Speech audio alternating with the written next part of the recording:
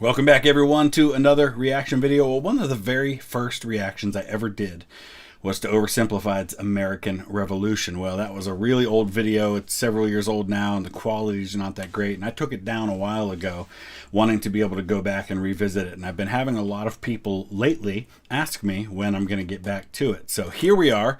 We're going to take a look at Oversimplified American Revolution Part 1 today. As always, a link is in the description. I'm assuming by now that everyone has watched Oversimplified's videos. If you haven't, I'd encourage you to watch their video first so they can get that view and everything and support, and then come back and watch me to get a little more information. I'm not just here to react and say wow and holy cow and things like that. I want to add information, fill in the gaps, give you a little bit more of the story behind what's going on here. So that's what we're going to do today. I'm really in a mindset of the American Revolution because I'm going to be speaking for an organization this weekend. I'm going to be doing a presentation on some of the early campaigns of the revolution. So I'm excited to be in that headspace right now. So let's go ahead and dive in.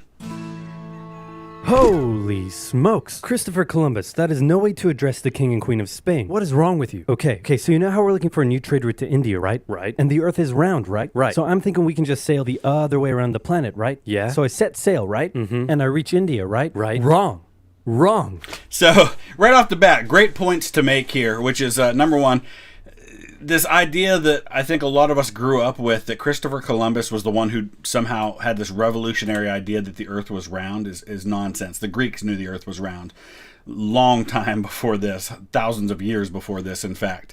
The issue for Christopher Columbus is he thought the distance was much shorter than it really was. He miscalculated that, and he thought it would be much quicker to go west to get to the east.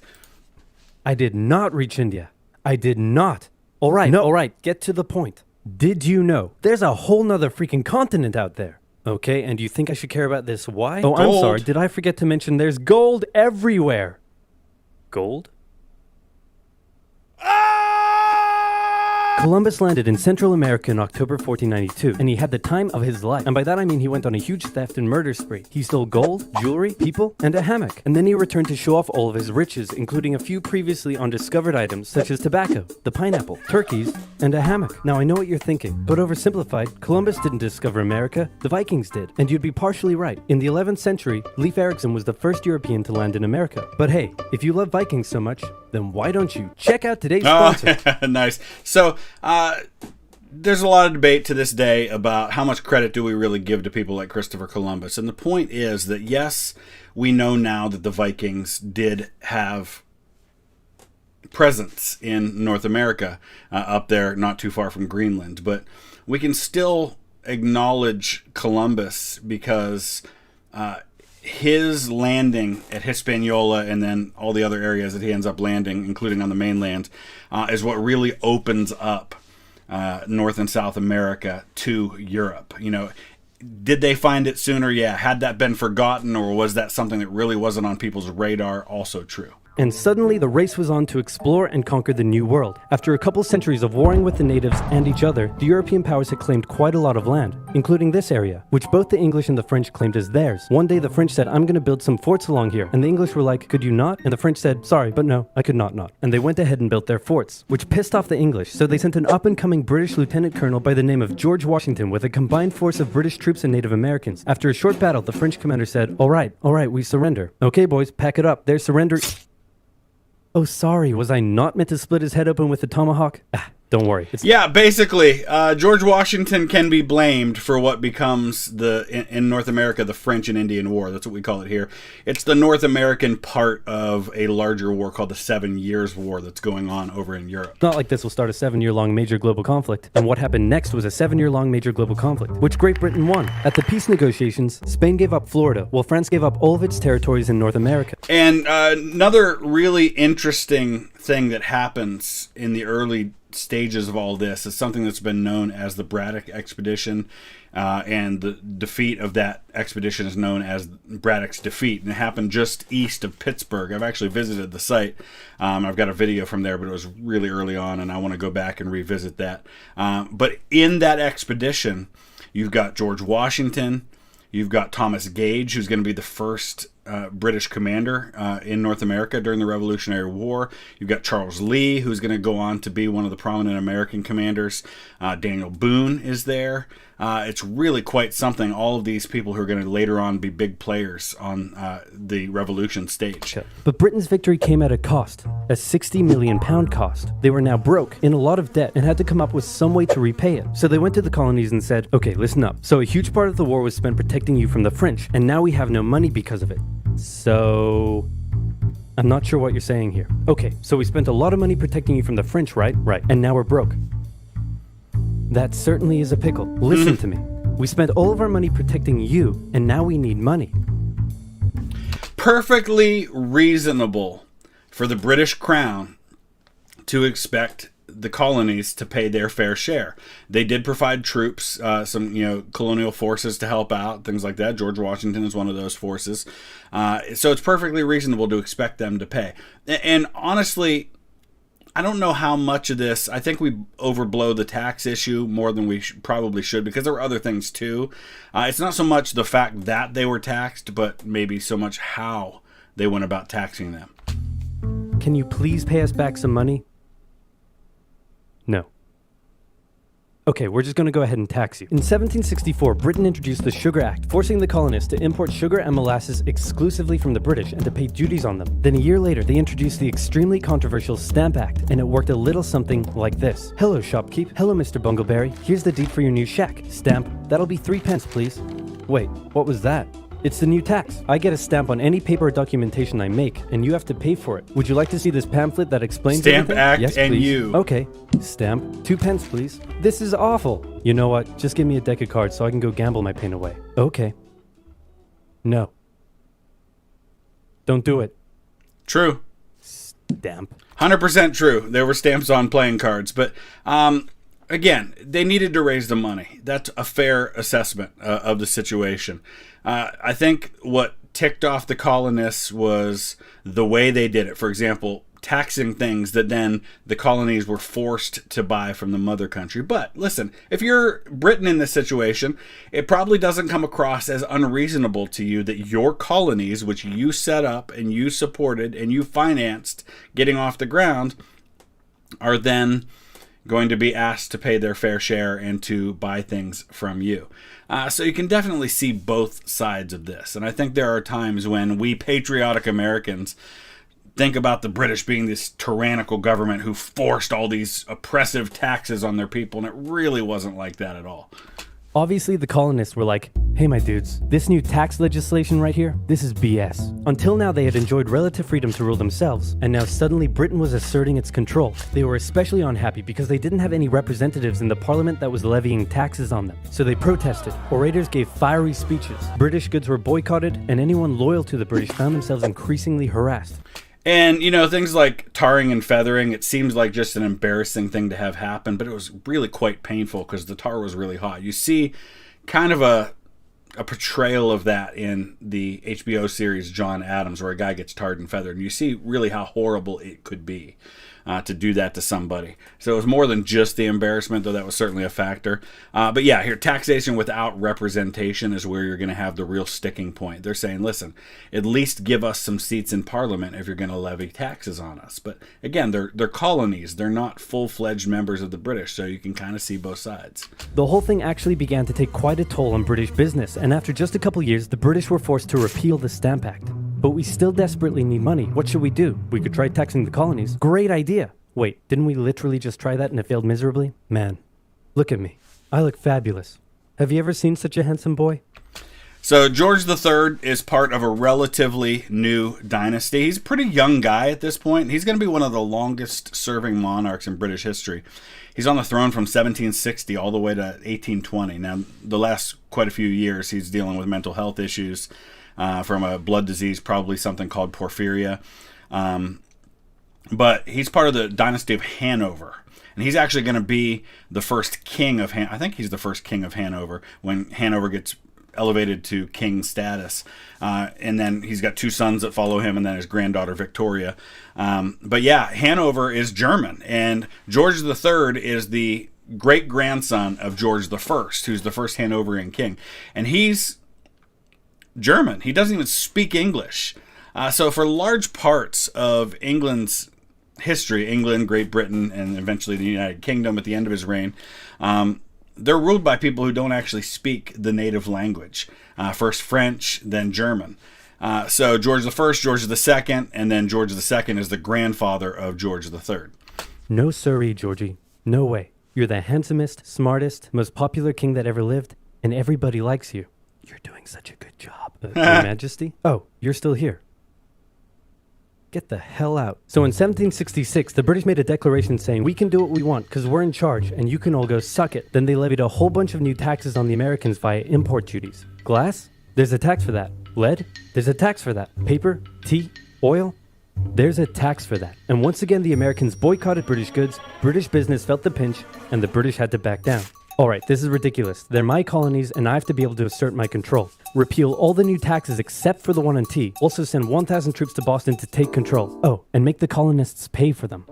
And house them as well. And so you can start to see how the tension is ramping up a little bit at a time. And neither side's backing down. The British back off of some things and they think they're being reasonable.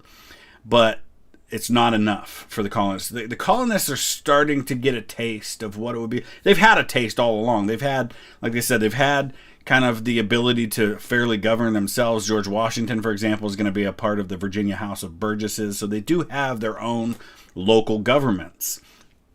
And because Britain's so far away, they're kind of doing their own thing. And so now when Britain starts to assert more and more control, they're going to react by pushing back more and more, and eventually something's going to happen that's going to crack. And it's just a series of things over a better part of a decade that build up. It's not like the revolution just broke out one day. And as British troops arrived, the tension in Boston was palpable. You could cut it with a knife, and it was all about to come to a head. On March 5th, a band of local patriots began heckling a British guard at the customs house. More and more Americans joined in the heckling, while more British troops turned up in support of their comrade. Snowballs were thrown at the British. The snowballs turned to rocks, the rocks to oyster shells. All really important to note, okay? This was not a peaceful crowd. And listen, I know that I'm sounding like I'm really taking the British side here, but the British made plenty of mistakes too. The reason I'm focusing so much on pointing this stuff out is because I feel like, at least for us in America, we've only ever been given one side of this, that the Americans were patriots, that the British were tyrants and evil and terrible and needed to be dealt with. So if I'm overcompensating for that, it's to try and present a more balanced view of all of this. This was something that was absolutely provoked by the crowd. You've got armed British guards protecting government property, the State House, and you've got this mob that's getting increasingly restless, and you've got a ramping up of tensions. These are probably young soldiers. It's only going to take one little mistake, one little jumping of the gun to set it all off. Soldiers, outnumbered, panicked. One thing leads to another, and you can see where this is going. And there's actually a testimony that at one point they actually hear someone behind them, the British soldiers do, saying, "Fire! Fire, damn you!" And there was a fire that was actually going on in that area of Boston at that time. And so some people argued, well, maybe it was just people that were actually yelling fire because there was a local fire that was happening. So it's all very confusing, and it's all really hard to get to the bottom of. Civilians were killed. The Patriot press throughout the colonies declared the Boston Massacre an unwarranted crime committed against the people of Boston by the cruel British. Yeah, and this is all about propaganda, right? And Paul Revere is going to make one of the early propaganda moves with this, and this engraving showing the Boston Massacre, when it was 5 people who were part of a mob that were egging on British soldiers, and they fired. And it's all going to be a good way to look at this is look at the fact at, number one, the British soldiers were found not guilty in the deaths, and they were defended. Their defense attorney was John Adams, a fervent patriot, one of the guys who's going to be one of the leading voices opposing the British. Even he saw this for what it was. And the anger continued to grow. A British revenue schooner that ran aground in Rhode Island was burned by the locals. When it came to light that the governor of Massachusetts supported the suppression of the colonists, his house was burned by the locals. Yep. And next, the colonists would set their sights on the remaining tax on tea. On December 16th, 1773, a band of patriots known as the Sons of Liberty disguised themselves as Native Americans, marched down to Boston Harbor, boarded a British merchant ship loaded with tea, and in front of thousands of spectators, threw nearly 10,000 pounds worth of tea overboard. The British were disgusted, and they punished Massachusetts with a vengeance. Quick, drink the tea. And they actually still have, I believe, a couple of those tea chests are actually, like, they still exist. You can see them. And you can actually go down into Boston, and there's something they can do, like you can do as a kid. You can go to the site where the Boston Tea Party happened, and your kids can throw chests of tea overboard. They're attached with ropes so they can pull them back in and do it again. So again, you've got a ramping up of the tensions. And so now how are the British going to respond to this? Burning down government property, destroying tea, like $1 million or more worth of the stuff, tarring and feathering government officials. What do you do if you're the British government? Well, you react by sending in the troops. You send more troops. And eventually you're going to actually blockade the port of Boston. You're going to put martial law in place. And the people who were already mad about stuff that was far lesser than that, they're just going to get even more mad, and it's going to just continue to ramp up the tension. It's like when you get into an argument with somebody, you have a choice to either bring it back by calming down, or you want to shout louder than the person who's shouting at you, and then they shout louder to get above you, and it just goes until somebody goes to blows. They dissolved its General Assembly, revoked their charter, and sent 3,000 more troops to occupy the city, meaning Boston and Massachusetts were now essentially under the direct rule of Great Britain. And oh boy, were the people pissed. The other colonies saw what was happening and worried they might be next, so they called a brain trust to decide what to do. 56 delegates from 12 colonies gathered and met in Philadelphia at the First Continental Congress, and the roll call read like a who's who of America's finest thinkers. I'm talking lawyers extraordinaire Johnny A. and Johnny J., experienced military commander George Washington, businessman and future alcoholic beverage Samuel Adams, fiery orator Patty A. And Sam Adams is a part of the Sons of Liberty. He's one of the more extreme members of the Continental Congress. He's going to be one of the first ones that wants war. He's going to be one of the first ones that calls for a violent revolt to overthrow the British. You've got people like Patrick Henry who are much more vocal and actually are going to come to actually oppose the direction that the U.S. government goes with things like the Constitution. Guy who married a rich lady, Big J. Dickinson. And while they weren't present at the first Congress, soon names like James Madison, Benjamin Franklin, Thomas Jefferson, and much later Alexander Hamilton would all serve time in the Continental Congress. Yeah, but people like Alexander Hamilton, he's not a part of any of this. He's going to be a part of the Constitutional Convention, which at this point is still like a decade and a half away. So some of these guys are going to come much later on the scene. Alexander Hamilton at this point is a college student in New York. He's like 19, 20 years old. He doesn't know any of these guys. And he's going to end up being an artillery captain. He's gonna command this group of artillery men, and he's going to kind of first get on George Washington's radar screen during the retreat from New York. And then, of course, into the Battle of Trenton. And it's only in 1777 that Washington is going to put Hamilton on his staff, and that's when Hamilton's going to begin to rise to prominence. The question now, though, was what to do about the British. After much bitter debate and disagreement, they eventually agreed on an amazing solution. They would simply ask the British to stop. Can you stop? No. It didn't work. So it's called the Olive Branch Petition, and in the fall of this is before that, I guess. I'm getting a little ahead of myself. Okay, then tell the local militias to start arming and be ready at a minute's notice. And across the colonies, these Minutemen stood ready for the beginning of the American Revolutionary War. Now, having your colonies in open rebellion is one thing. Once they start arming themselves, that's when it really hits the fan. Yep. So British General Thomas Gage ordered... So again, think about it. Here's Thomas Gage. Served alongside George Washington, although Washington's not on the scene yet as far as the military goes. But Gage is the commander in North America. And again, put yourself in the position of the British government. You are sending troops to kind of restore order to one of your colonies, Massachusetts. And now you hear that the colonies are starting to gather arms and ammunition and supplies. Well, what are they doing that for if not to rebel against the government? So we've got to be proactive. Let's go get the weapons and let's round up the ringleaders, guys like Paul Revere and Samuel Adams, and let's get them before they can incite an all-out rebellion, and this is where it's going to crack. 700 troops from Boston out into the rebel-controlled Massachusetts countryside to destroy stores of arms and ammunition held by the rebels in Concord. The British set out in the middle of the night. Patriots, including Paul Revere, rode ahead to warn that the British... He glosses over that, but Paul Revere absolutely looks like Jack Black. I mean, look at him. Let's pause it.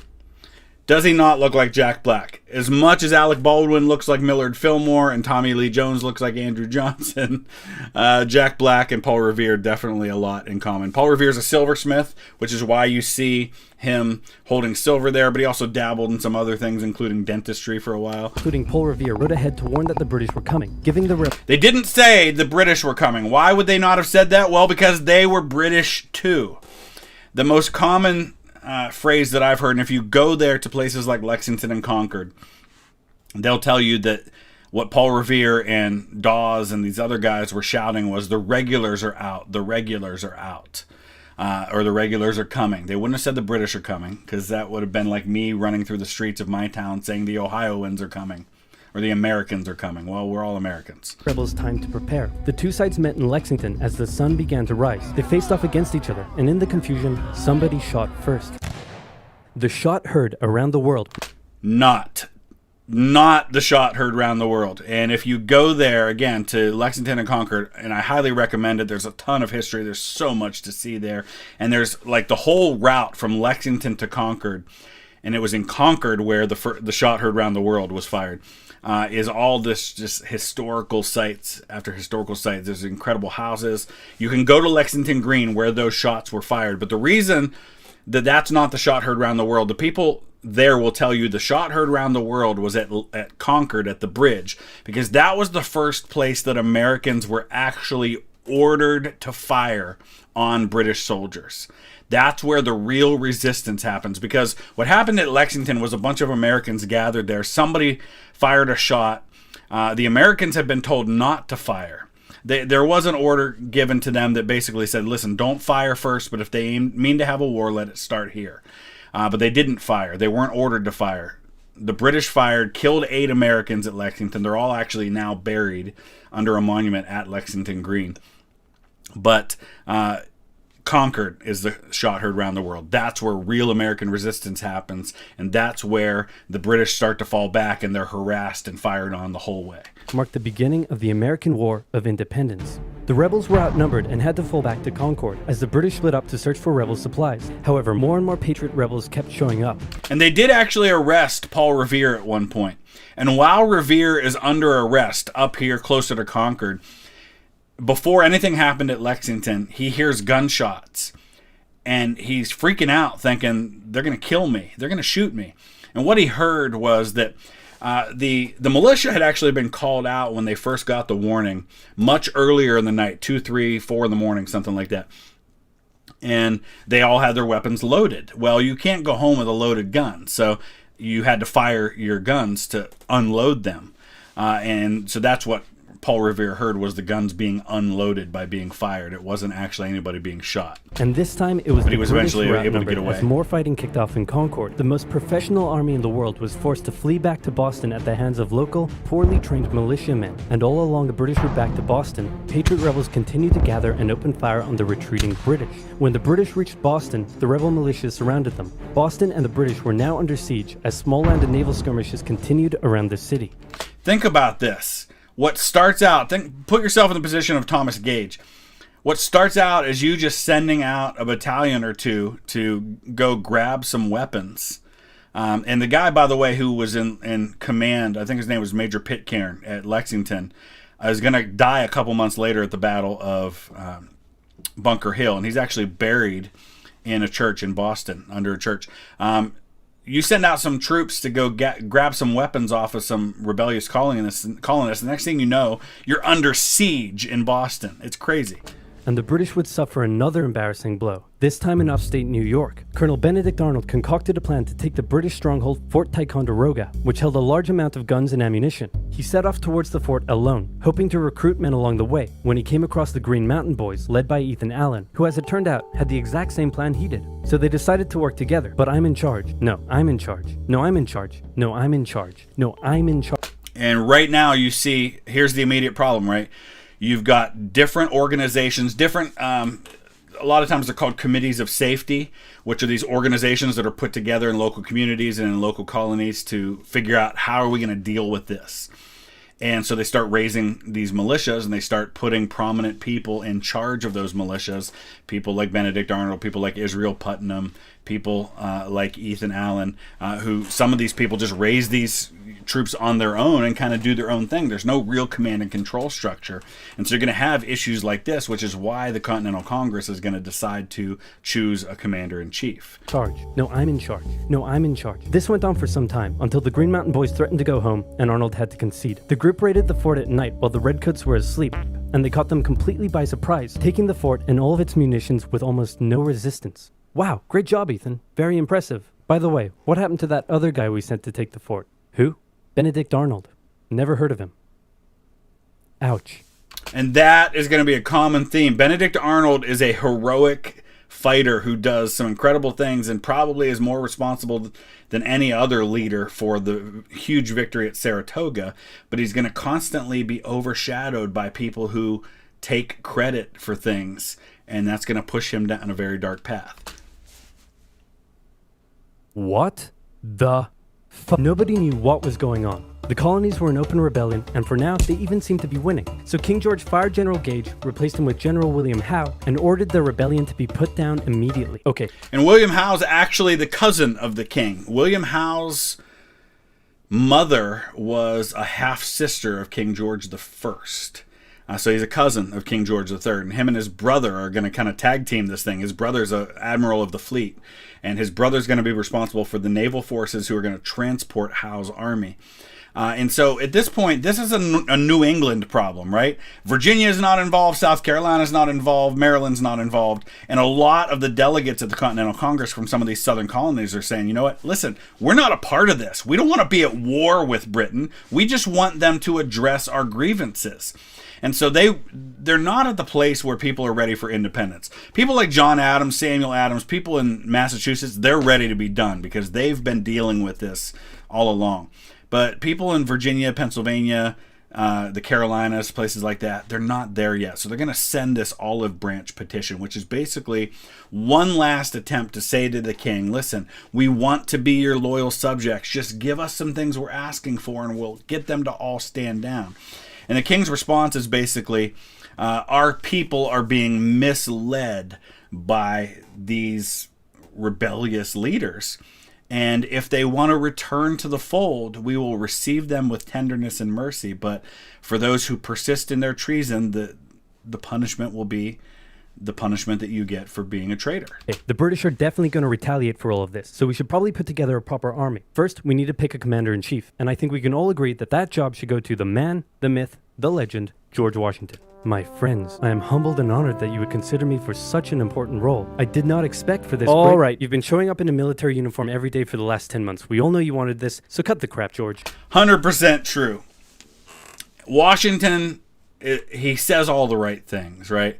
He's like, oh, I don't know if I'm up to this task. He tries to be really humble about it, but it's been made very, very clear that he's been wanting this because he shows up in military uniform. He's daily reminding them that he, among all the people in the Continental Congress, is the guy with military experience. But as you're going to find out, Washington, while he's a fantastic leader, he's a great leader. And I don't know if anybody else could have done what he did in holding this all together and winning the war. But he's not a good tactician on the battlefield. That is a huge blind spot for him, and he's going to get beat over and over again with the same tactics. But he's a great leader. He's very good at recognizing talent and putting people in positions to be successful. A lot of times he gets overruled by the Continental Congress, and people he knows shouldn't be in positions of authority are forced on him. But But this is a brilliant move, and it's John Adams who recommends Washington because Washington's from Virginia. Virginia is the largest, the most influential, the most powerful state, and to this point not really involved in the Revolution. And so putting a Virginian in command of these New England militia forces is a way of tying it all together. It's a way of giving the southern states a stake in all of this. It's brilliant. Dude.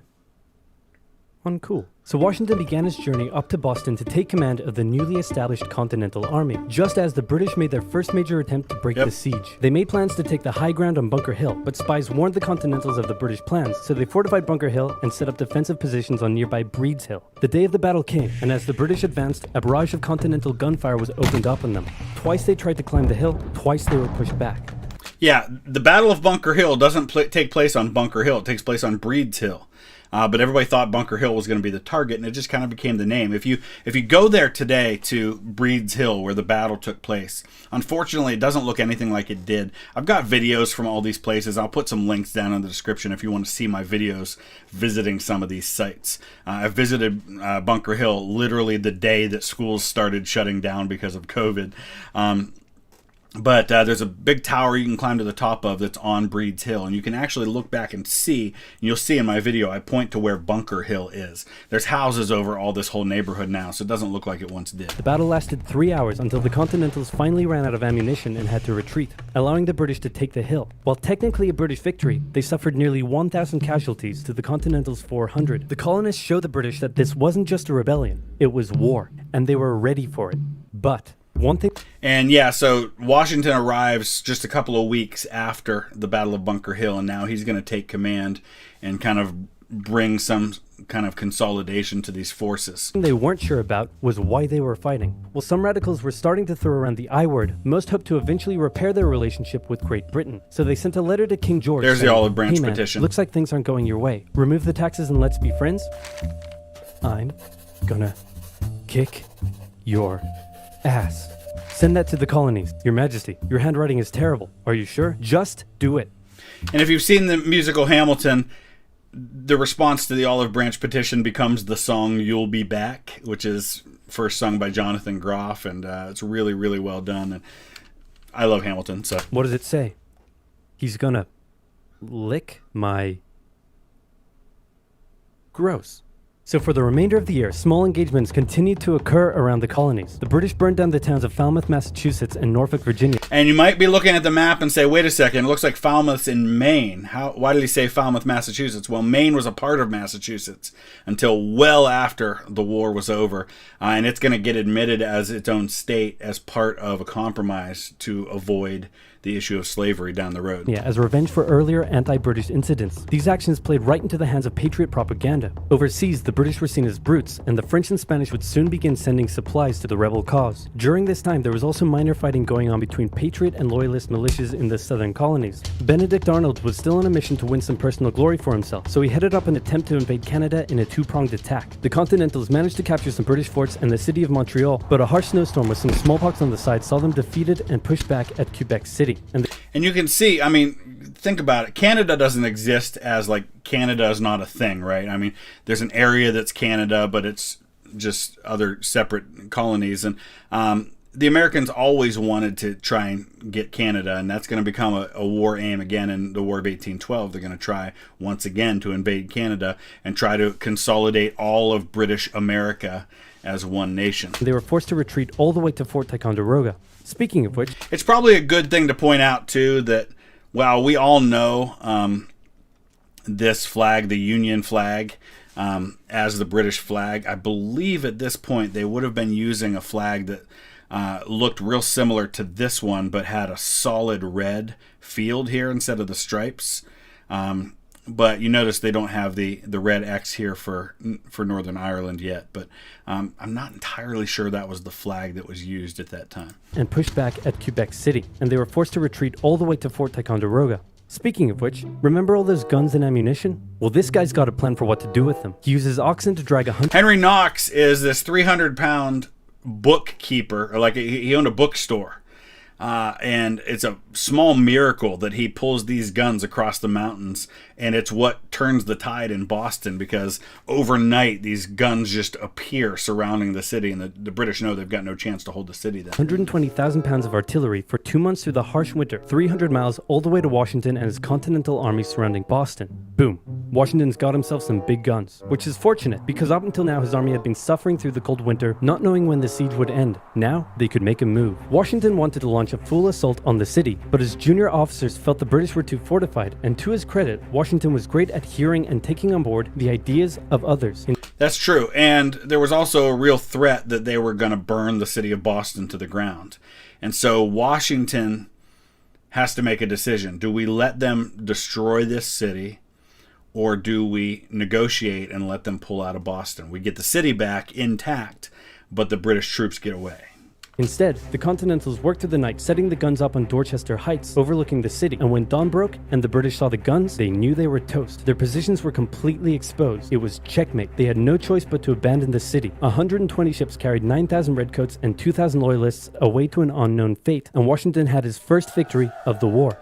Unknown fate, yes, but as I've been doing research for my presentation this weekend, Washington already knew where they were headed. They were headed for New York, because if you're familiar with Civil War strategy, the American Civil War, the Mississippi River, the Union wanted to get control of it, divide the Confederacy in two. Same thing's true here with the Hudson. The Hudson is a really wide river, and it cuts off New England from the rest of the colonies.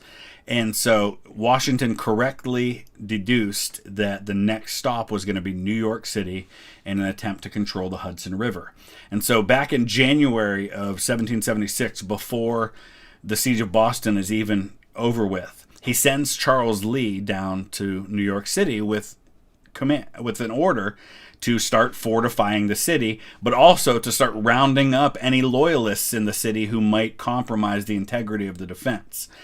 So they're well underway preparing for what's next. And so when the British leave Boston in March of 1776, Washington knows they're coming back for New York. Washington then moved his army to New York, knowing that when the British returned, they would probably land there. In the meantime, a friendly-looking old man by the name of Thomas Paine had written and published a pamphlet called Common Sense, in which he advocated for total independence from Great Britain. It spread across the colonies like wildfire, and to this day remains the best-selling title in America. It was read aloud in taverns and meeting halls, and brought the idea of independence into the mainstream. Congress began to seriously consider the idea. Thomas Jefferson was selected to write up an official Declaration of Independence, and he went hard. Kinda. So, June 1776, they're finally pushing toward independence. A committee is formed of 5 men, including Thomas Jefferson, John Adams, Benjamin Franklin, to come up with a declaration of independence. In other words, we need to express why it is we're doing this.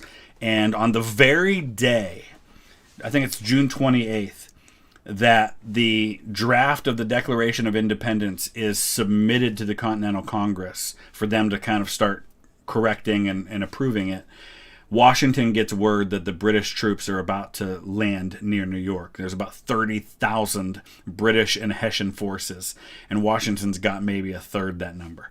Writing that all men are created equal, with certain inalienable rights, including life, liberty, and the pursuit of happiness. Of course, Jefferson had over 100 slaves, but we don't have to talk about that. On the 2nd of July, Congress voted unanimously in favor of independence, and John Adams declared that the 2nd of July would go down as the most remembered day in American history. Then a couple days later, independence actually came into effect. The United States... July 4th is when men start signing it, though men continued to sign it, and the last signings don't take place until the first week of August. But men like John Adams probably did sign on July 4th. But yeah, he wrote a letter to his wife basically saying July 2nd is going to be celebrated for generations with fireworks and all these and parades and all this stuff, because he figured that was the day that people would remember, because it was the day they approved unanimously. It was 12 in favor and 1 abstention. New York abstained, not because they were cowards, but because they were waiting for permission from their constituent assembly, an organization back in New York, their state legislature, to vote and say, this is how we vote, and we're giving you instructions on how you can vote. Of America was born. There was no turning back now. The Americans tore down a statue of King George in New York and melted him down into 42,000 musket balls. To the British, it was treason. And if the king had his way, Washington and all of Congress would be hung. Speaking of the British, guess who's back?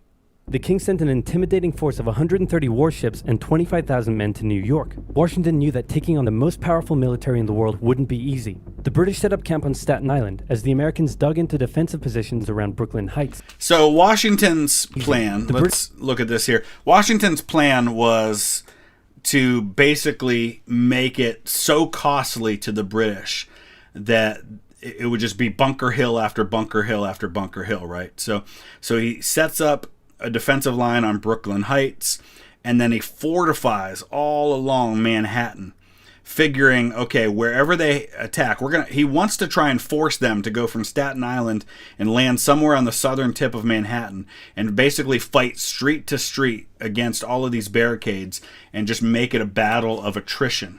But he gets completely outsmarted, and all of these fortifications that they spent months building become completely worthless. British set up camp on Staten Island as the Americans dug into defensive positions around Brooklyn Heights, waiting for an attack to come. But the British just waited, wearing down their opponent's nerve. While not only that, but Howe had been given some permissions from the king and from the government to negotiate with the colonies to bring a peace about.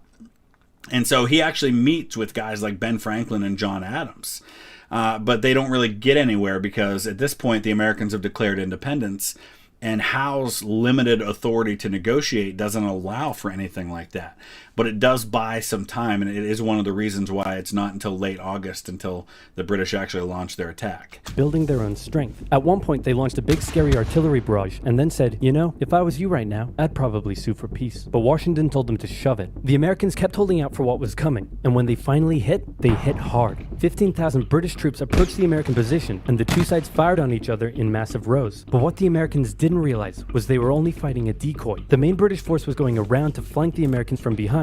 And this will not be the last time this happens to George Washington. He gets beat by this strategy several times. It'll happen again at Brandywine. It happens other times too. And when they arrived, they inflicted heavy casualties. The Americans panicked and retreated back to Brooklyn Heights, where they then found themselves trapped between the British army and the river. It looked as though the war was already lost, but luckily, instead of attacking, the British decided to dig in for a siege, and then a thick fog set in, allowing Washington's army to escape across the river unimpeded. The British continued to chase and engage the Americans at Manhattan, and the Americans suffered defeat at Kips Bay. Remember, Washington's strategy is to fight through the streets, right? But the British surprised them by landing much further up here than they were expecting. They land at Kips Bay. The Continental Army basically just runs. And this is when Washington, who's famous for his temper, will ride along and just is indignant. And he will say at one point, "Are these the men with which I am to defend America?" He's just beside himself. And he's just going to get completely wrecked on Manhattan, back to Harlem, back to Fort Washington. He's going to lose a big chunk of his army, and he's basically going to be left with just a couple thousand men. To chase and engage the Americans at Manhattan, and the Americans suffered defeat after defeat after defeat. It was a disaster. Washington's leadership was called into question, as thousands of American POWs were left to rot as traitors. Washington's army fled through New Jersey all the way down to Pennsylvania. Rarely had an army been so badly beaten, yet survived to fight another day. So, yeah, and so that's the point at which we're going to get the low point. And I mean, you know, a lot of people talk about Valley Forge, but Valley Forge is not the low point for Washington. The low point is the fall and early winter of 1776. The United States declares independence, and everything militarily falls apart at almost the exact same time. And Washington basically has very little of an army left, and that's when he's going to pull a miracle out of his hat at Trenton and then again at Princeton. But we'll talk about that in part 2. I put some links down in the description if you want to check out some of my visits to some of the places we talked about here. And we'll be back tomorrow with part 2. Thanks for watching. Welcome back, everyone, to part 2 of our breakdown of Oversimplified's American Revolution. If you did not see part 1 of my reaction, there's a link in the description as well as a link to the original content. I'm counting on the fact that all of you have seen it by now. And so you're watching my breakdown of it to get some further information. And I would encourage you to do that with these videos. I'm not here just to react and say, wow, and amazing and stuff like that. I want to provide more detail, more in-depth analysis of these things. And so I'm guessing most of you have already seen it. So let's go ahead and pick up right where we left off with part 2. Washington's butt was sufficiently kicked. Winter was here. His troops' morale was low. Some just up and left. Washington needed to do something, anything to restore faith in the revolution. The British had spread throughout New Jersey and settled in for a winter of drinking cider and partying hard. So I've actually been working on, as I mentioned in the last episode, kind of an analysis of the New York and New Jersey campaign for a presentation I'm doing for DAR and Sons of American Revolution group tomorrow. Yeah, Washington begins the defense of New York City with something like 20,000 men. And by the time he gets to the other side of the river, and you're in late December of 1776, he's down to like a couple thousand men. And many of them, their enlistments are up in about a week or so. So this is about as low as it ever is going to get for Washington and his men. And this is where the strength of George Washington is. He's not a great tactician on the battlefield, but he's a phenomenal leader. He knows how to inspire his men, and he knows how to read the room, and he understands what needs to be done here is something to inspire some kind of enthusiasm, some kind of strength, some kind of confidence in the men. And that's what Trenton is going to be. Nobody expected an attack in the winter, so Washington started making plans for an attack in the winter. The British had hired a large force of Hessian mercenaries from the German states of Hesse-Kassel and Hesse-Hanau to fight the rebels. It was these mercenaries that were stationed across the Delaware River from Washington and his army. And there were more Hessian reinforcements incoming, but they made an unscheduled stop because their commander got thirsty. No, not that kind of thirsty. That kind of thirsty. It was Christmas Eve with a blizzard outside when Washington heard the Hessian defenses were down, and he decided to attack. He made a perilous crossing of the icy Delaware River with 2,400 men and marched 9 miles to Trenton, where he caught the Hessian forces completely off guard. So the plan was to attack before daylight, but it took so long to get across the river with the boats that they had. And that included transporting things like artillery. They took artillery with them on this. That by the time they arrived, I think it's about 8 o'clock in the morning, and it's already daylight. But they had set watches. He had actually sent men to opposite sides of the town, and they were coordinating their efforts. And they were supposed to launch right at 8 o'clock. And it's brilliant. It's absolutely brilliant. And one of the men who's severely wounded, nearly dies in this attack, is future President James Monroe, who's a young officer at this time. Alexander Hamilton is there. He's still in command of a battery of artillery. He's a captain. And this will be really kind of his last combat that he sees until Yorktown.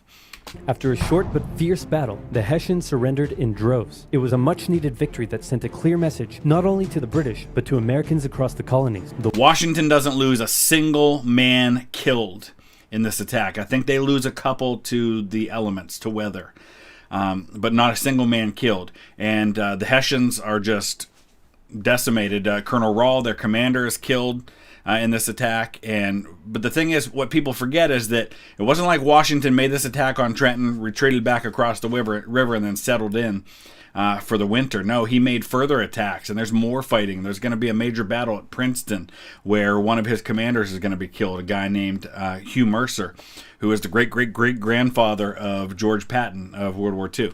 The war was far from lost. General Cornwallis led the British forces south to counterattack the Americans, but in a series of battles, Washington's defensive positioning and flanking maneuvers defeated the British 3 times in 10 days, and the British decided to abandon southern New Jersey for the rest of the winter. Washington finally set up a winter camp in Morristown, but for the Americans, there was much less partying than the British.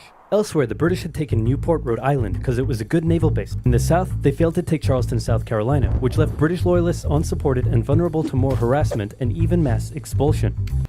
And I'm sure they'll talk more about this as the war turns to the south, but this was a civil war. It absolutely was. It was American against American. The typical way it gets described, I don't know if there's necessarily data to back this up exactly, but it's a fairly good assessment. You have America kind of divided in thirds. You have a third that are known as patriots that are supporting the cause of independence. You have about a third who are loyalists who want to remain loyal to the crown. And then you have another third who are just kind of in the middle and don't really take a side. They're just kind of trying to survive.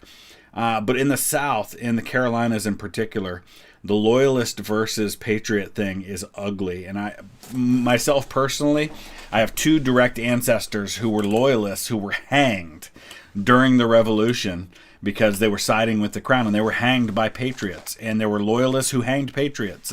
I know in the movie The Patriot, they kind of take this to the extreme, and they show a scene where they round up a bunch of people in the town and put them in a church and burn the church to the ground. Nothing like that happened. but it was that ugly as far as the loyalist versus patriot thing going on. Congress sent Benjamin Franklin to France on a mission to convince them to join the war, and while the French generally loved any opportunity to hoodwink the Brits, they didn't want to join unless it was a sure win. So for now, Franklin spent his days chilling out and chasing tail. The British Parliament couldn't totally believe did. the war wasn't over yet, and the pressure was on to end it. So the British came up with a plan. General Burgoyne in Montreal and General William Howe in New York would advance through the Hudson Valley and meet in the middle, splitting the colonies in two, and thus screwing over the American communication lines. Burgoyne began his movement south, and after taking Fort Ticonderoga quite easily, he then came across heavy American resistance, so he sent Howe a dingle-dongle asking if he'd be showing up anytime soon. Meanwhile, Howe had completely abandoned the plan and gone for all-out personal glory by capturing the American capital, Philadelphia. Yep. And this is probably one of the turning points of the war. Certainly Saratoga is going to be a turning point of the war, and I'm not sure Saratoga happens without Howe deciding to go grab Philadelphia.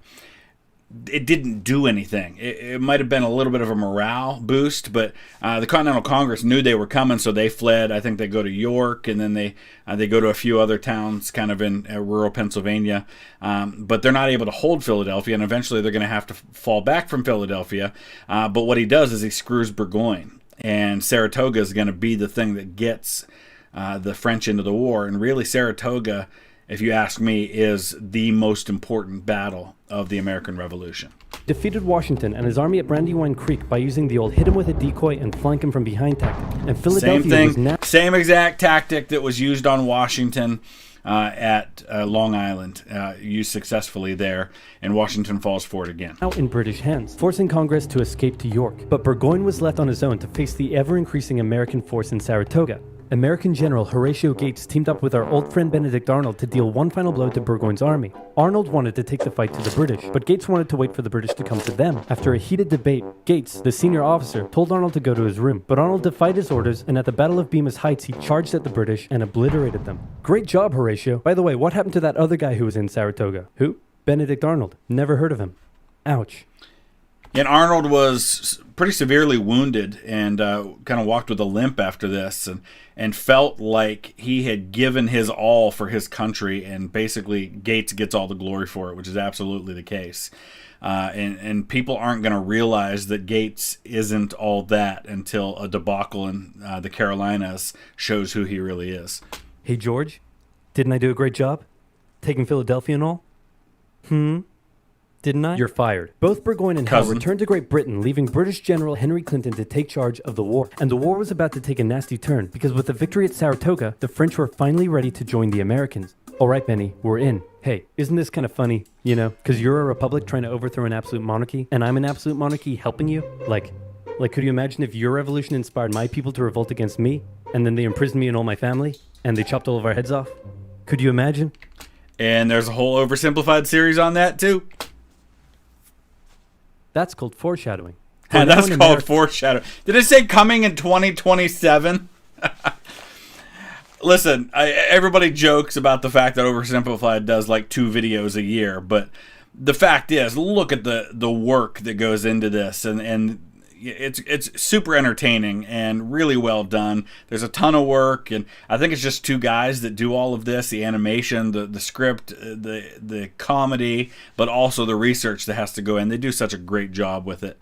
Winter was here once again, which meant yet more disease, more starvation, and even a little mutiny. After losing Philadelphia, Washington's job was again on the line, but suddenly, a Prussian guy with a very fancy name, hired by Benjamin Franklin, Friedrich Wilhelm August Heinrich Ferdinand von Steuben.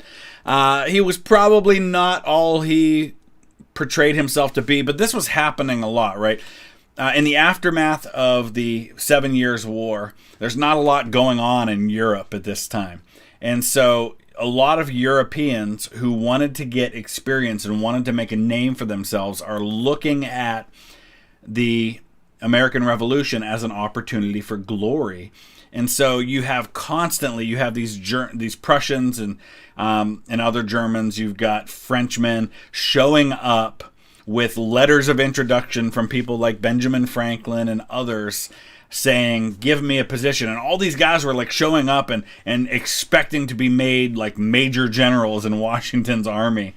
And Washington's got to kind of constantly deal with this. And one of the guys is this young guy, Marquis de Lafayette. I think his full name was Gilbert Roche Dumotier Marquis de Lafayette. And Lafayette's going to be one of the few guys who shows up, who not only gets a position of authority, but actually proves that he was worth it and is going to be one of Washington's best generals during the war.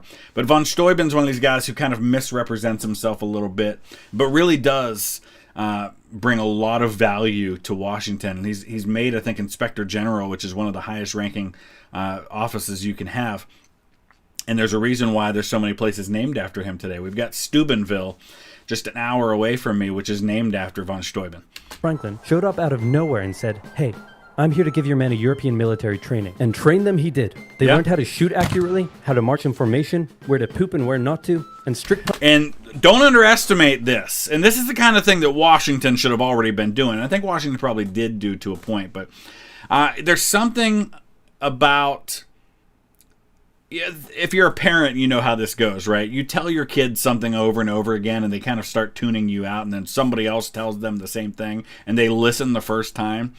I think maybe there's a part of that with this, right? This German guy who doesn't speak any English, and they actually, the way they translated for von Steuben, they did have some German-speaking guys, because Pennsylvania is heavily populated by Germans, a lot of German Americans fighting for the cause. But what they ended up doing was von Steuben spoke French, and Alexander Hamilton is on the staff of General Washington, and he speaks fluent French. And so he would actually translate by speaking French to von Steuben and then speak English to everybody. But this was really important because this is about sanitation. And what kills more men in an army than bullets? Disease does. Punishments were handed out to any who didn't comply. Washington's army came out of the winter in 1778 a new and improved force, ready to take Philadelphia back from the British. In the end, though, they didn't have to. With the French entry into the war, the British ordered General Clinton to evacuate Philadelphia and consolidate all of the British forces in New York. So Washington sent Benedict Arnold to reoccupy and secure the city as he pursued the British through New Jersey on land, eventually finding a good opportunity to attack at Monmouth Courthouse. The battle took place on a sweltering hot summer's day, and as many soldiers died from heat stroke as they did from battle. In the end, 1,000 soldiers die in 100 degrees heat as we snatch a stalemate from the jaws of defeat. Sorry, my Hamilton is coming back on it.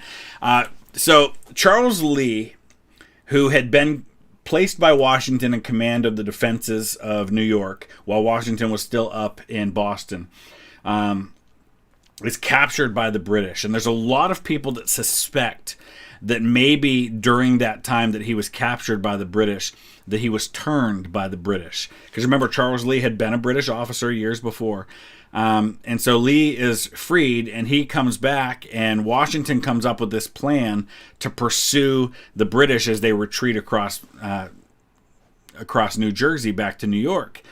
And Washington wants to hit the British, and Lee is opposed to this plan, vehemently opposed. And Lee thinks that he should be in command of the American army, that Washington's an idiot, this country bumpkin that was a colonial soldier that has no business leading a nation's army. But then when Washington says, fine, well, if you don't believe in this plan, I'll put somebody else in command, Lee says, no, I'm second in command of your army. I should have the honor of doing this. And then he completely botches the attack and orders the men to retreat. And so Washington comes along and berates him and it swears in front of the men and shows his temper and replaces Lee on the spot on the battlefield. And after some incompetence/borderline treason from Washington's second in command, it was a draw. And in this war, a draw is kind of a victory for the Americans. Yeah. Next up. This is the first time that the Americans show that in a pitched battle, face to face, that they can stand with the British. It's a big deal. Let's talk about this guy. This is John Paul Jones. John Paul Jones is handsome, Scottish, and absolutely insane. When the war first broke out, and I think his real name was actually John Paul. He added the Jones later. Absolutely insane is a good way to put it. One was like, how did the colonies expect to stand up to the might of the British Navy with their meager fleet of converted merchantmen? Yep, try telling that to John Paul Jones. This guy sailed to the British Isles, somehow captured a British ship off the coast of Ireland, and brought it back to France. Then he returned, attacking more ships, raiding towns, and evading capture the entire time. These are basically pirate tactics. But hey, if it works, it works. In one incident, he captured a British ship and returned to a Dutch port without an official ensign because his was lost during the battle. That's a big no-no and can have you arrested as a pirate. The Dutch helped him out by quickly creating a design based on Benjamin Franklin's description of what the American flag should look like, and they entered it into their records as an official US flag. What they came up with looks pretty cool. The whole campaign probably played heavily on British morale and brought into question their ability to win the war. And here's the thing. There's a couple of things about the nature of how this war was going to be won. Number one, the Americans were never going to win it by defeating the British army on the battlefield, right? They could win battles, but the way to win this war, and again, going back to Hamilton, there's this song where Washington says, outrun, outlast, hit 'em quick, get out fast. Stay alive until this horror show is past. We're going to fly a lot of flags half-mast. And the idea was you have to stay alive. You have to last until you get enough help from the French, the Spanish, the Dutch, until the British public turns against this.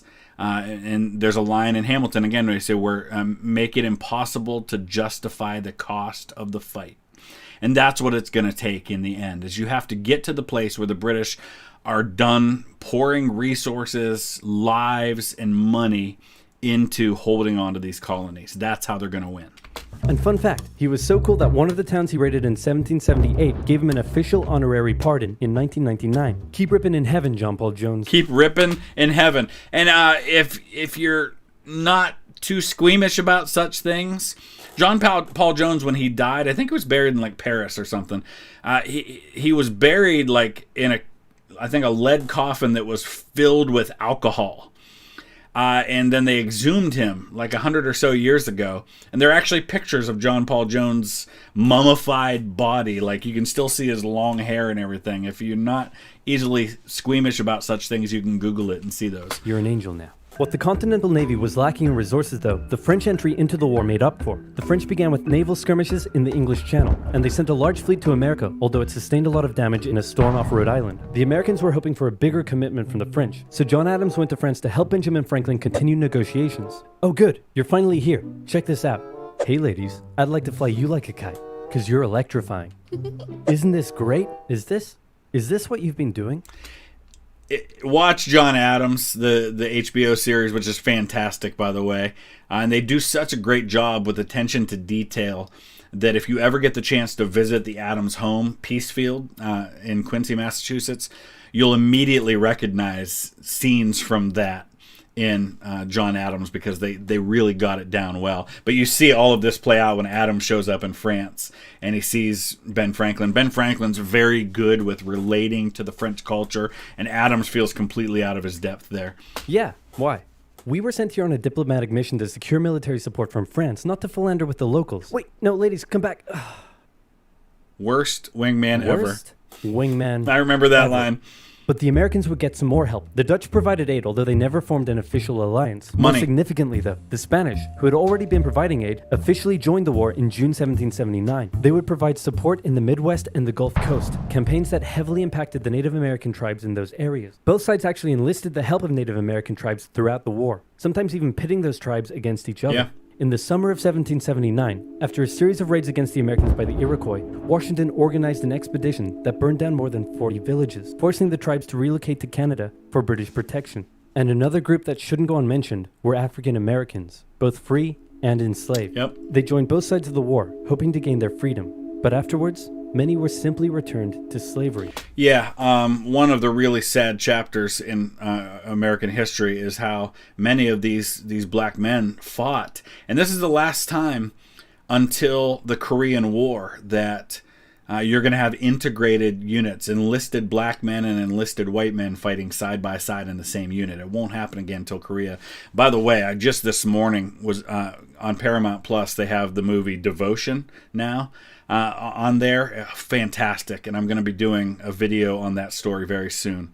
But yeah, and one of the things we need to talk about too is that I mentioned yesterday that there was more than just taxation without representation at stake here. You have the beginning stages of what will be called manifest destiny at play as well.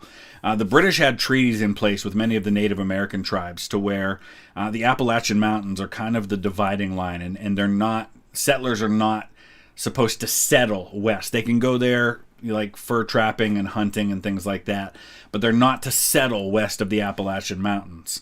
And so places like where I live in Ohio, Northeast Ohio, was kind of off limits to British settlers.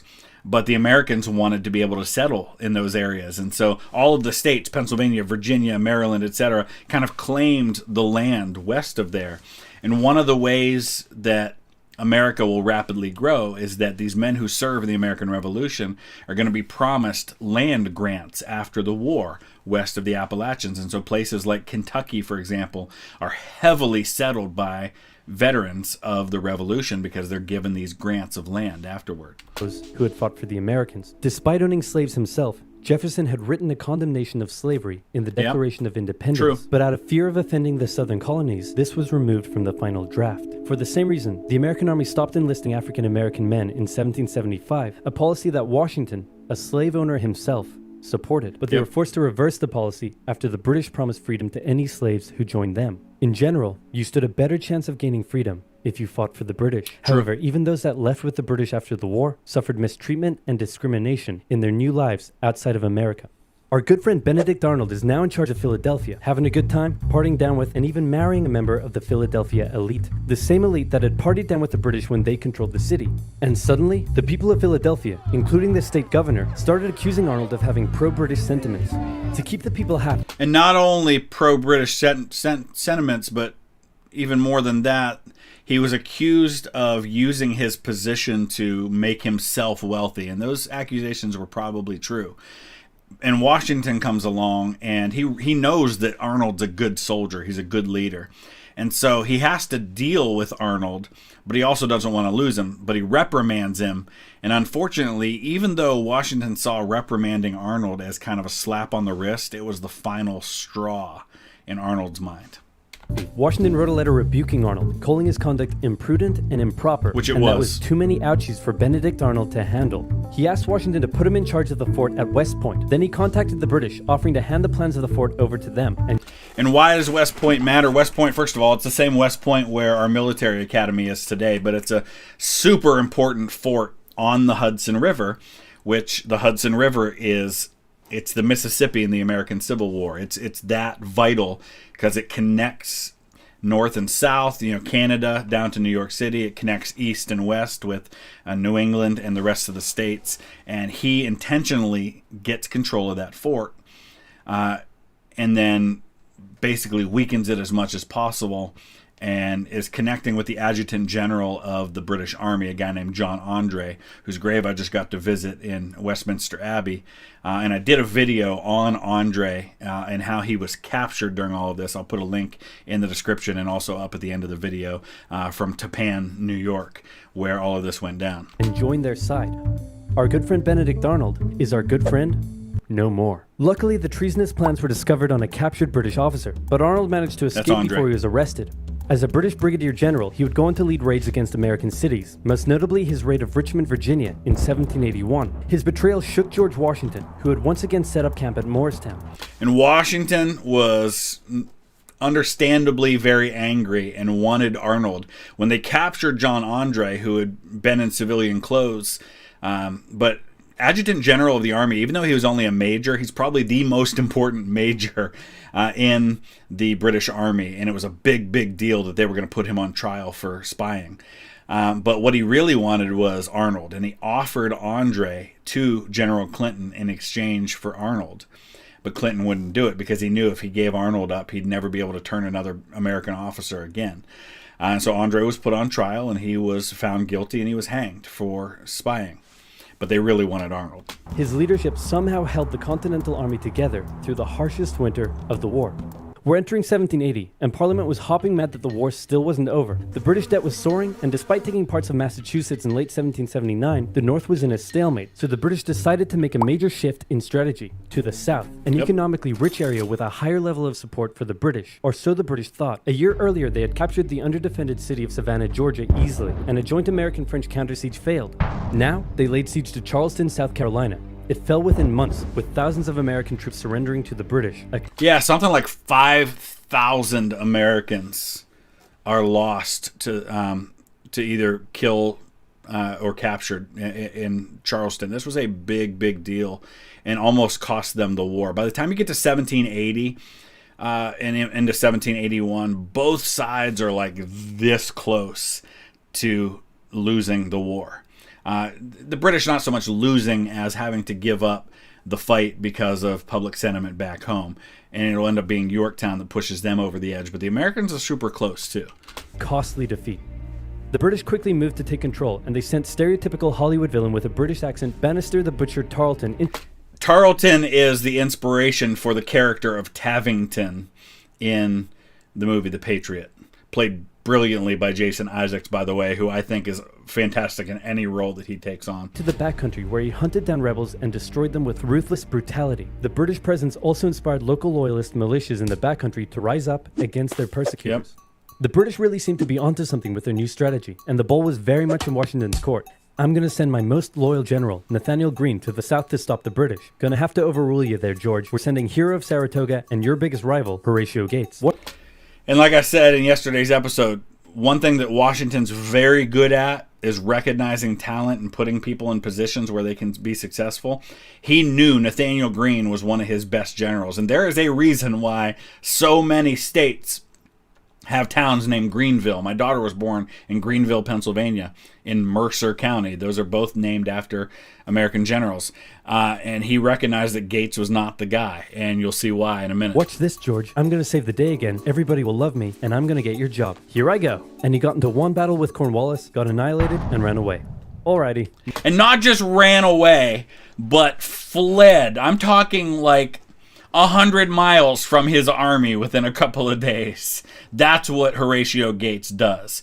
And so Gates is disgraced, and he's out of the war at this point. So now they'll go with Greene. And Greene understands that he's got to deploy an outrun, outlast strategy, which is what he was instructed to do by Washington, and he pulls it off brilliantly. Let's go with your guy. Nathaniel Greene knew the British outnumbered his own forces and wouldn't be defeated with conventional tactics, so he had to think outside the box. He split his army into two. Dan Morgan. Hey, big boy, look at me. And then they went running in two different directions. Cornwallis sent Tarleton after Morgan, and he caught up with him at Cowpens, where Morgan proceeded to kick Tarleton's butt. And Daniel Morgan had also been at Braddock's expedition with George Washington, Horatio Gates, Charles Lee, Thomas Gage, all those guys. Then the two led Cornwallis on a wild chase through North Carolina, his bigger and better equipped army much heavier and slower than Greene's quick and mobile troops. Greene led Cornwallis further and further from his supply line, then crossed the Dan River into Virginia, picked up some reinforcements, and turned back to face the now exhausted Guilford British. Courthouse. At the Battle of Guilford Courthouse, the two sides engaged in vicious close combat. Cornwallis, fearing loss, fired his big guns into the chaotic fighting, cutting down many of his own men. Greene retreated, giving Cornwallis the victory, but Cornwallis lost a quarter of his men in the fighting, so it felt much more like a British defeat.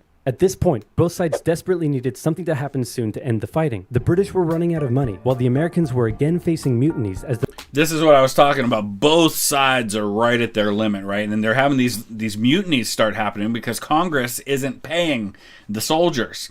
And so the first mutiny happens, and Washington kind of gets them to stand down, but then another mutiny happens. And this time Washington has to make an example. And so the ringleaders are sentenced to death, and they're sentenced to be executed, to be shot by their own men who were with them.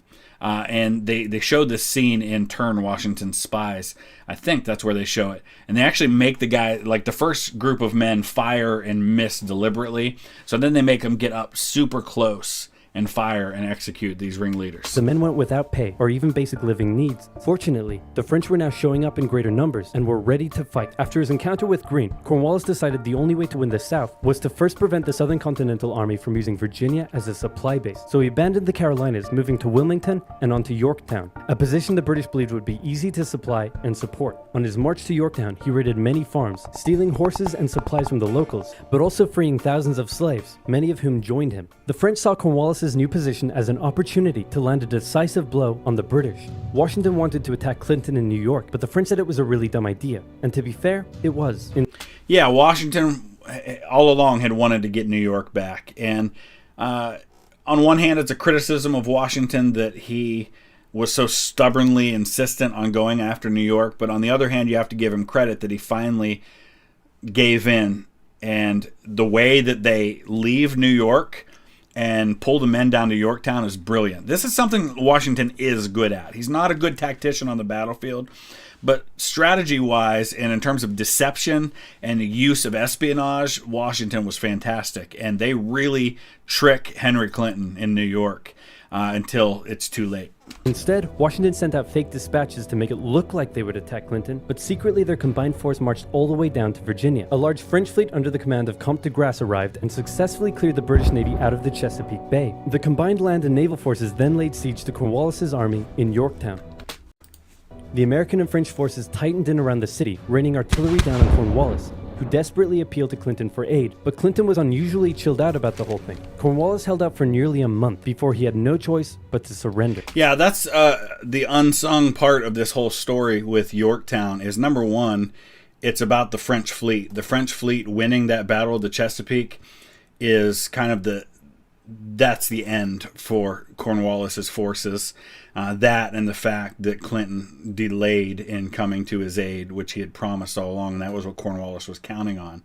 Cornwallis gets all the grief for it, but it really wasn't his fault in the end. Over 7,000 British troops were captured, a crushing defeat. And with that, Parliament had... And Cornwallis says he's indisposed during all of this, so he sends his second-in-command, O'Hara, to surrender on his behalf. And so then Washington has his second-in-command, I think it was Benjamin Lincoln, receive the surrender. And O'Hara, I think Charles O'Hara was his name, you see him portrayed in The Patriot as kind of the sidekick to Cornwallis. O'Hara has the distinct honor of being the only guy to surrender to George Washington and to Napoleon. He'll end up having to surrender to Napoleon a few years later on. Had reached the end of its rope. The war just wasn't worth it, and it needed to end now. The British still held New York, Charleston, and Savannah, but fighting between the two sides mostly ceased as peace negotiations opened up in Paris. The war, everybody thinks the war ends in October of 1781 with Yorktown. But the war's not over. It doesn't end until 1783 with the Treaty of Paris. In the meantime, they're still fighting. Guys like Alexander Hamilton's friend John Lawrence, who is the son of Henry Lawrence, who was the Continental Congress president at one time and ends up getting held in the Tower of London. Lawrence is killed in a battle in South Carolina that happens after Yorktown. Lawrence was at Yorktown, helped write the surrender documents. Battle of Blue Licks, Kentucky. One of my fifth great-grandfather, James Felix McGuire, is a lieutenant at the Battle of Blue Licks, Kentucky. He's killed at that battle. That happens after Yorktown. Daniel Boone loses a son at Blue Licks. That's sometimes considered the last major battle of the American Revolution. So fighting continues, and the British occupy New York City till 1783. The resulting treaty in 1783 saw Great Britain remove its troops from American soil, recognize U.S. independence, and cede territory up to the Mississippi River. In return, the Americans agreed to pay any debt still owed to Britain and gave fair treatment to any colonists who had remained loyal to the crown. The Spanish got Florida, while the French got an economic crisis that led to its own revolution a decade later. Washington retired to his home in Mount Vernon, wishing his men farewell by saying, "I most devoutly wish that your latter days may be as prosperous and happy as your former ones have been glorious and honorable."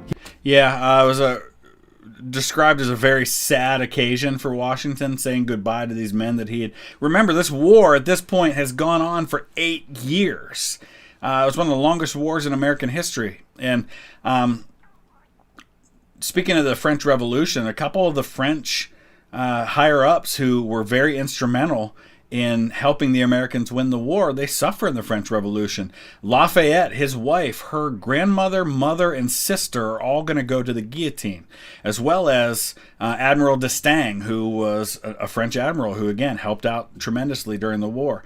He's going to be guillotined during all of this. He hoped to live out the rest of his days in peace, but unfortunately for him, a number of people wanted him to be the first leader of the new country. And by a number of people, I mean literally everyone. The first election campaign in American history was basically a grassroots effort to convince Washington to accept the office. He was sworn in on April 30th, 1789, and he himself established many of the standards and limitations of what the American leader should be. First of all, there was debate on what he should be called. Is he a king? Is he our glorious leader? In the end, they went for a word that at the time was pretty modest: President, like the president of your local bowling club or office bake sale committee. He set up a cabinet of expert advisors, knowing that no president could know everything, no matter how much of a stable genius they claimed to be. He proposed major legislation to Congress and gave an annual State of the Union address to keep his own power in check. He stated that the U.S. should remain neutral in foreign conflicts, and in the end, he voluntarily gave up his power after just 2 terms. He could... So, and we've talked about this in other videos, but so many of the things that Washington did to set the precedent for what a president should be and should not be, vitally important. And just one more reason why he was the guy at the right time and the right place for our country. Could have made the presidency anything he wanted, but his careful and cautious actions helped set the precedent of an office that is powerful in its limitations, decisive through its diplomacy, and respected in its humility. And so the United States was born, and everything was perfect. It had no problems, not a single one. Certainly nothing that would, cause such an extreme divide that it would lead to slavery. A civil war. Anyway, moving on. I want to, real quick, before we finish up this video, I want to read to you a little bit of Washington's farewell address when he left the office of president, because it's brilliant and it's beautiful. And it was written, at least in part, by Alexander Hamilton. There's a lot to it, and he warns about factions, he warns against parties, he warns against infighting, he warns us to remain neutral. He passes on all these really important concepts, but I love how he ends this. It says, though, in reviewing the incidents of my administration, I am unconscious of intentional error, I am nevertheless too sensible of my defects not to think it probable that I may have committed many errors. Whatever they may be, I fervently beseech the Almighty to avert or mitigate the evils to which they may tend. I shall also carry with me the hope that my country will never cease to view them with indulgence, and that after 45 years of my life dedicated to its service with an upright zeal, the faults of incompetent abilities will soon be consigned to oblivion, as myself must soon be to the mansions of rest. Relying on its kindness in this as in other things, and actuated by the fervent love toward it which is so natural to a man who views it in the native soil of himself and his progenitors for several generations, I anticipate with pleasing expectation that retreat, in which I promise myself to realize without alloy the sweet enjoyment of partaking in the midst of my fellow citizens the benign influence of good laws under a free government, the ever favorite object of my heart, and the happy reward, as I trust, our mutual cares, labors, and dangers. George Washington. Brilliant, brilliant. And I encourage you to read the entire farewell address if you ever get the opportunity. Some advice that our country desperately could use at any time in our history. Good stuff. All right, so we're going to wrap it up right there. As always, I hope you guys enjoyed that, and I want to give a big thank you to all of our patrons who support this channel and make it possible for me to continue to make content the way that I do. Please definitely check out Oversimplified. If you haven't seen all their videos, check out every single one. It's worth your time, and you'll learn a lot in the process. Thanks for watching. Welcome back, everyone, to another reaction video. This is one that everybody's been asking for. So here we go, Oversimplified's French Revolution. It's a 2-part series, so we'll react to each part in a different video. I want to give a big shout out and a big thank you to our now 71 patrons through Patreon. Every dollar that is raised through the support that is given on Patreon is going directly into my fund that I use to travel to historic sites to be able to bring you more original content. And so I thank every one of you who are part of that. In return, there are a number of different perks that are available. There are some different levels of merch that automatically go out to you that are sent out by Patreon when you've been a patron for 3 months.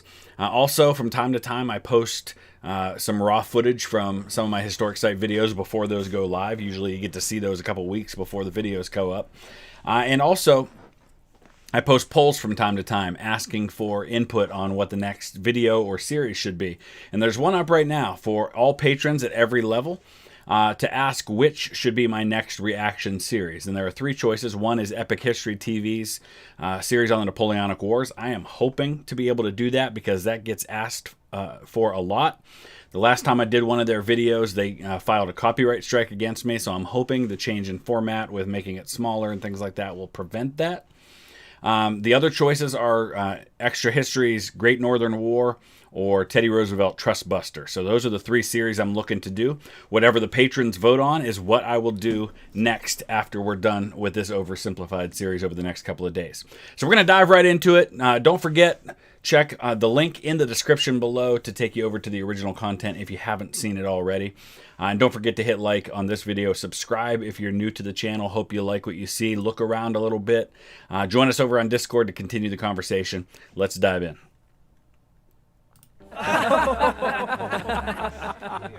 Wow, that Marie Antoinette sure is pretty. Sure is. Wouldn't want to be Prince Louis, though. That's going to be a lot of responsibility when he becomes king, especially since France is in financial ruin. Quite. Thank you one and all for attending the royal marriage of my grandson, the future King of France, to the Archduchess of Austria. So it's kind of a fascinating time in France because Louis XV, he's the grandfather of Louis XVI. And Louis XV had succeeded his great-grandfather, Louis XIV. And so you have a number of generations getting skipped because you have these rulers who come to the throne very young, live for a long time, end up outliving children and sometimes grandchildren in coming to the throne. But it's kind of been a decline in terms of the quality of the leadership, I guess you could say, going back to Louis XIV, who is remembered as the Sun King and remembered as one of France's all-time great rulers. By the time you get to Louis XVI, that's gone downhill a lot. But unlike in England at this time, where they're starting to have a constitutional monarchy, where the monarch has less and less power and more of that's going to Parliament, in France it's still an absolute monarchy. Now for the very awkward yet historically accurate part of the ceremony, where we all watch them get into bed together. And this wasn't unique to France. This was a pretty common thing across all of the royal houses in Europe. And I don't know how far back that goes or how often it happened, but I know it happened in England sometimes, happened in other countries as well. And they didn't necessarily watch them having sex, but they were kind of present for the whole bedding part. And so, it's just a really weird thing in hindsight, but at the time I guess it made sense. All right, now that's out of the way, let's leave the royal couple to it. You better give us an heir, you fat, ill-bred boy. Nighty-night. That's gonna be a lot of responsibility. France is in financial ruin. You fat, ill-bred boy. Quite. That's going to be a lot of responsibility. France is in financial ruin. That's going to be a lot of responsibility.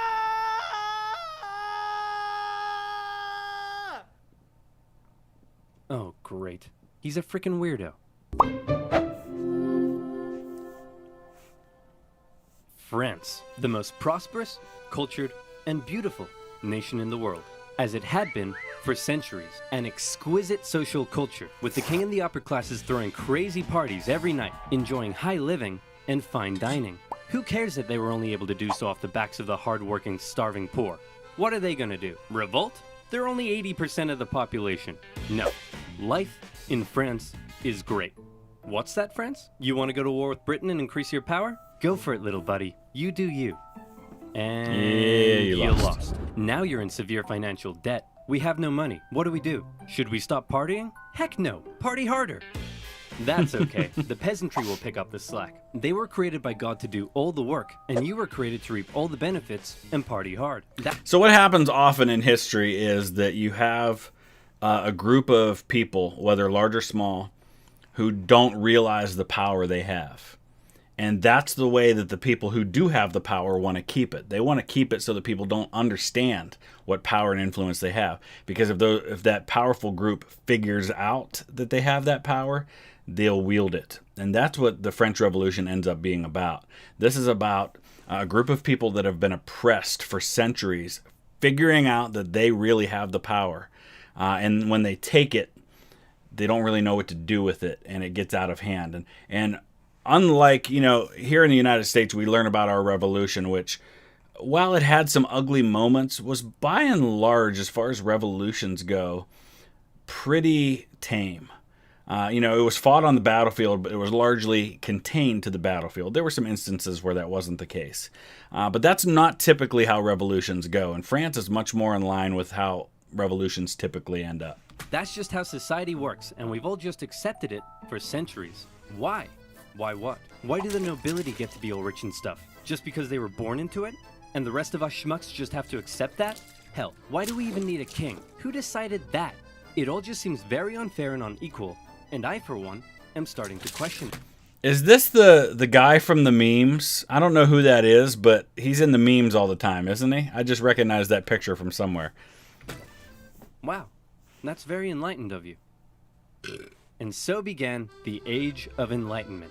Great philosophical thinkers across France and beyond began to question whether this beautiful nation was really all that beautiful after all. Hey Prince Louis, bad news. Your grandpop died of smallpox this morning, which means good news, you're now the king. So just to sum up, France is in severe financial debt, and the angry populace are beginning to question how necessary you are. But hey, I believe in you, champ. You got this. Maybe. So Louis, I think, is like 20 years old when he comes to the throne, and it is true that France is in a very difficult situation when he takes the throne. So you can at least acknowledge that Louis was not inheriting something that was great and then it fell apart under his reign. It was already falling apart, but he made it worse, mostly by his inaction. There's actually a lot of parallels to be seen between Louis XVI and Tsar Nicholas II in terms of the aloofness of the monarch while things are crumbling around them. Oh no! Prince Louis Capet became King Louis XVI in May 1774. He was a notoriously weak man, and he knew it. He barely had the wisdom to rule a nation, never mind one in crisis, and he was easily manipulated by those around him. One of his first acts was to try to get revenge on the British by financing their American colony's revolution. Hey, we're an independent nation now. That was real swell of you, Louis. Couldn't have done it without you. Glad I could help. So hey, about all that money we lent you, when can we get that back? Yep, you're a great guy. I'll never forget what you've done for us. Real glad I could help, friend, but about that money, gotta go now, chum. Best of luck to you. Oh, no. Yeah, the American nation after independence definitely did not do France any favors. We should acknowledge that. And it's an interesting thing when you consider that an absolute monarchy joins on the side of a country fighting to be a republic against another monarchy. And you have to think that, I don't know how much this got publicized in France to that 80%, but you have to think that when they hear about the Americans getting their independence, this has to only cause them to think even more about what they can do in their own country. And of course, one of the key figures in all of this is Marquis de Lafayette, who is one of George Washington's most trusted major generals, division commander in the army, the Continental Army. And he comes back to France and gets heavily involved in the revolution, although he tries to stay out of it. Thomas Jefferson's there at the time as the diplomat from the United States, and he and Lafayette worked together to draft a Declaration of Rights. Lafayette's his wife's sister, mother, and grandmother all went to the guillotine during the French Revolution and the aftermath. And now France was in even more debt. France's poor, suffering under the strain of economic ruin, watched as the nobility continued to live as though nothing was wrong. In particular, they grew increasingly disdainful of the Queen, Marie Antoinette, as she continued to spend all of France's money on her own luxurious lifestyle and fashion. While the peasants were breaking their backs in the fields, she was walking around like, hey, my hair is about. I'm not making that up. Her hair really was about. And her lavish spending earned her the nickname Madame Deficit. And speaking of the Queen, there was also a long-standing scandal around the fact that the king took a very long time to boink her, and the working classes of Paris began ridiculing the royal couple with lewd pamphlets depicting the Queen as a court thought, and the king as a wuss, unable to fulfill his marital duty. I think they ended up having 4 children, though I believe that a couple of them died young. The one ended up, I guess, nominally being Louis XVII, though he didn't really ever have power. But then his line kind of died out after that. Respect for the monarchy was at an all-time low, as France's finances were spiraling out of control, and the king and his aides really only had one solution to the crisis: tax the poor, tax the poor. we could do a sexy calendar shoot. Tax the poor. And so it was. The poor, who were already struggling to make ends meet, found themselves being taxed from every direction. Hey, I'm the royal tax collector. Looks like you've yet to pay your income tax, head tax. By the way, how many windows you got in that house of yours? 3? Oof, yep. There's gonna be a tax for that. Hey, your local priest here. Have you paid your church tithe yet? Well, at least this one is going to the good work of God. Sure. Now think about this. They just saw what happened in the United States when some taxes were placed on them by the British government. And the taxes the British government placed on the American colonies they made much more sense than the ones that are being placed on the poor of France. So what did they think was going to happen? Were they that blind to what had just happened across the ocean? And did they really think it couldn't happen to them too? God, I think this year God wants me to buy a new swimming pool. Hey, private tax collector here. Oh, and I brought some goons with me. Just a few quick questions. How much salt did you buy this year? About 7 kilos, I think? Yep. Okay, there's gonna be a tax for that. Oh, what's that over there? And that's extra salt I held over from last year, so I wouldn't have to buy as much this year. Oh, yep, there's a tax for that. And what are you doing with all of this salt? Well, obviously cooking. On the table. Yep. And preserving fish and meat. Oh no. Yep, and there's a tax for that. Hey, how old is he? He's 9. And so he's purchased his required amount of salt for this year, right? What? No, he's 9. Uh-oh. Sorry, little Timmy. Looks like I'm gonna have to tax you for that.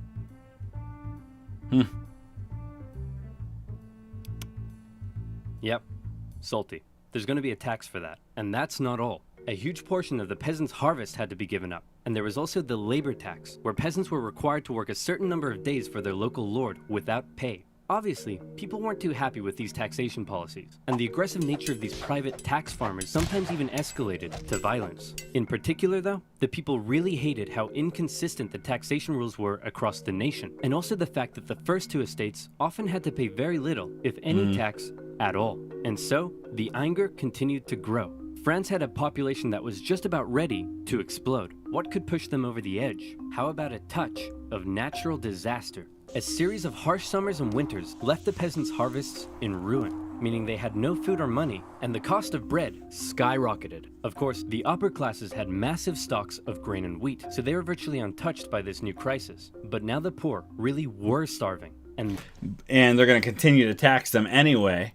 And so now you've got people who are already oppressed, who are already pushed to the edge. And now they're going to get pushed to the point where they're not going to take it anymore. And again, you can see some parallels to this in some other situations with massive changes in governments throughout history. Something sends people over the edge where they're starving, they're completely without any kind of finances. They've got nothing to lose. I mean, what do you have to lose at that point? But to try and... What's the worst that's going to happen? You're going to die? You're going to die anyway at this point. They began to riot. Women took to the streets. Bakeries were raided, and bakers suspected of keeping bread for themselves were sometimes even hanged. Wow, this is really getting out of control. Your Majesty, we need some decisive action. You need to step up and lead us. What will you do? Okay, I've got this. I know. I'll summon the Estates General, and they'll decide what to do. You really are a fat, ill-bred boy. The Estates General was the closest thing France had to a government, apart from the king. It was a purely advisory body, and was rarely... It's advisory because unlike, in England where you have a parliament that actually has some authority, the Estates General doesn't have any authority. All they can do is make recommendations to an absolute monarch who makes the final decisions anyway. Summoned. In fact, it hadn't been summoned for 175 years prior to this. But with France in a severe crisis, the king felt the time was right to call on the government to help. The Estates General was made up of representatives from the 3 estates, that is, the clergy, the nobility, and everybody else. Okay, thanks for coming everyone. The first order of business is regarding the clergy and nobility. You all get brand new Porsches. You get a Porsche, and you get a Porsche, and you get a Porsche. Everybody gets a Porsche. Well, not you and people. Now into the second order of business. France is completely out of money. Like, it's never been this bad before. Anyone got any ideas? How about we all get Lamborghinis next time? The king decided that in order to make a decision, they had to come up with a voting system. Okay, the clergy. You have a population of 130,000, so you'll get 1 vote. 1 vote. The nobility. You have a population of 350,000, so you'll also get 1 vote. And the third estate. You have a population of 27 million people and make up 98% of the population. Very impressive. You'll 1 vote. Get 1 vote. What could go wrong? Were obviously pretty unhappy with this system because they kept on finding that this would happen. We propose to raise taxes on the third estate. All in favor? All opposed? 2-1. Taxes will be raised on the third estate. We propose a motion that says the first 2 estates are a bunch of poo-poo heads. All in favor? All opposed? 2-1. It's official. We are not poo-poo heads. And again, this goes back to the idea of you can keep doing that as long as the third estate doesn't figure out that they have the power and start to wield it. And eventually that's going to happen. The third estate realized that any attempt at reform would be outvoted by the 2 upper estates. And they thought that was kind of lame. So they decided that since they were 98% of the population, they could go off to form their own government, make their own laws, and take over the running of the country. And so, the National Assembly was born. The third estate was now in control, and there was nothing the king could do to stop. Haha! I've locked you all out of your building. What are you gonna do about it? We'll probably go find a different building that isn't locked. Ow, no! The National Assembly did find another unlocked building, just down the road, an indoor tennis court, where on the 20th of June, 1789, they all took the tennis court oath. Now, here's the problem with the third estate going off and forming their own assembly on their own without the nobility and the clergy. I don't want this to be taken the wrong way. The vast majority of the educated people in the country are in those first 2 estates. The people who know history, the people who know law, the people who can read and write and can study things. And most of these peasants, while well-intentioned, don't have that kind of education. And most of the people who have been in positions of leadership are in those first 2 estates. And so there's some inherent issues there.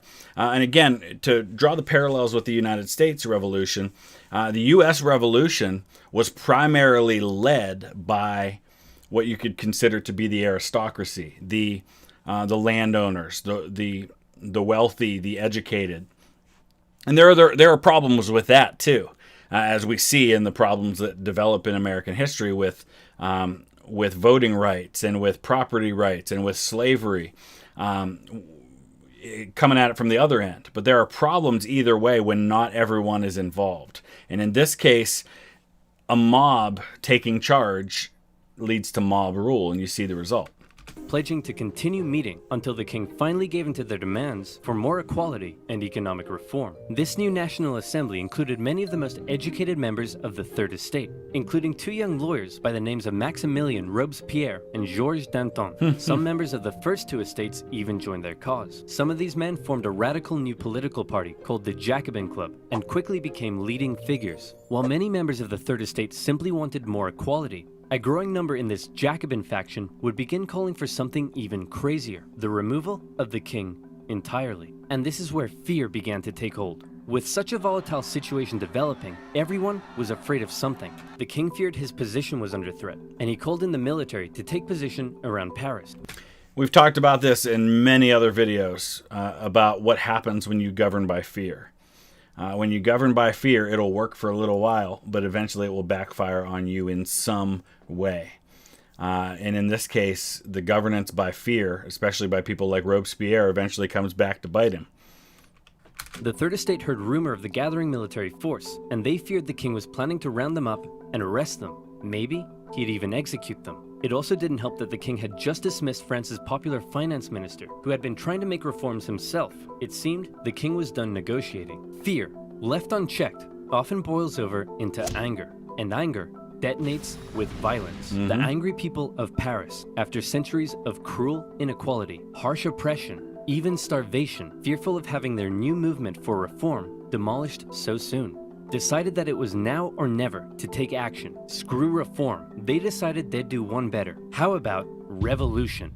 The people of Paris, believing the French military was preparing to attack, decided they should arm themselves. The National Assembly announced the creation of a bourgeois militia, the National Guard, and immediately, many troops from the French military defected over to the revolutionary side. In the early hours of July 14, Bastille. 1789, a large crowd stormed and raided the Hôtel des Invalides, a military hospital where they were able to secure a large number of rifles. The bad news was they weren't able to find any gunpowder for their new weapons. Need the Bastille for that. Was they knew exactly where to get some. A prison fortress and a symbol of royal tyranny towering over Paris, the Bastille. Mid-morning, the crowd gathered around the Bastille and demanded that the man in charge, Governor Delaunay, surrender the prison and hand over the gunpowder. Obviously, Governor Delaunay was like, no way. So he stalled for time by inviting a few members of the crowd in for negotiations. The crowd, still waiting outside, quickly became impatient, and before long, they stormed the fortress, taking on the French troops inside. Your Majesty, we've received word that the people have surrounded the Bastille. Did that spell received wrong? All right, being kind of anal here. I got to go back and look at They that. became impatient, and before long, they stormed the fortress, taking on the French troops inside. Your Majesty, we've received Yep. I before E except after C. Remember that one, kids. word that the people have surrounded the Bastille. Governor Delaunay will hold them off. No need to worry. Actually, Your Majesty, it appears the crowd is now headed away from the Bastille. You see? What did I tell you? Clearly, Governor Delaunay has defeated them about and has Governor them on the run. Delaunay. No need to worry. Your Majesty, isn't that Governor Delaunay's head on a pike? Well, clearly, Governor Delaunay has taken on the form of a bodiless pike-head deity, and the people are so enamored with him, they're parading him around the city. No need to worry at all. When the National Assembly heard about the violence that had taken place, they had two options. Either one, they denounce it and try to carry on the revolution using peaceful means, or two, they say, damn, you stuck his head on a pike? That's pretty hardcore. Yeah.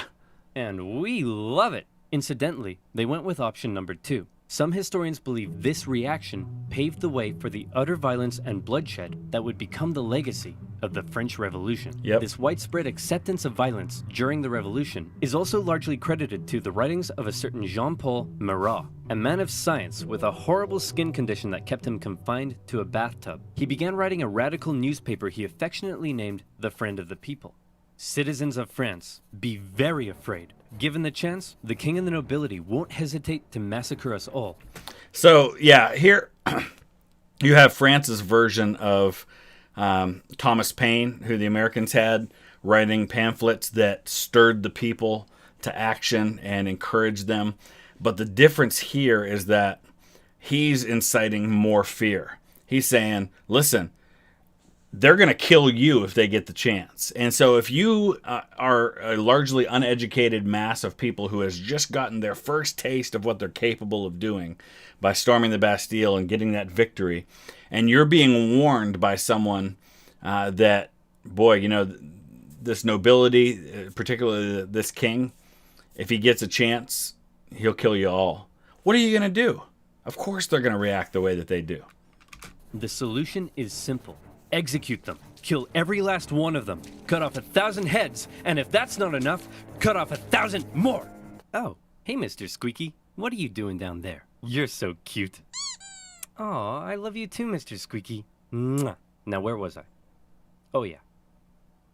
Kill them all. It became one of the most popular publications in Paris during the Revolution and succeeded in spreading ever-increasing fear and anger among the people. In August, leaders of the National Assembly, with help from a certain Thomas Jefferson, adopted the Declaration of the Rights of Man and of the Citizen, an incredible document that guaranteed liberty and equal rights to all men. And when I say men, I mean men. Yeah. Despite its glaring shortcomings in gender equality, the massively influential declaration would go on to inspire the struggle for liberty and equality across the planet for centuries. And I should say about Thomas Jefferson, he was probably much more in support of the violence that was happening than a lot of the other Americans would have been. Jefferson goes home after that. In 1789 is when Washington has begun his first term as president. So Jefferson goes home to find out or upon arriving in Monticello, that he has not only been nominated to be the first Secretary of State, the Senate's already voted to approve him. So then he heads to New York City to take on his role as Secretary of State. And Jefferson was very pro-France, very pro-revolution, and probably in favor of the violence. Remember, this is the guy who said that the tree of liberty must be watered from time to time with the blood of patriots and tyrants. So he understood that violence was going to be a part of this.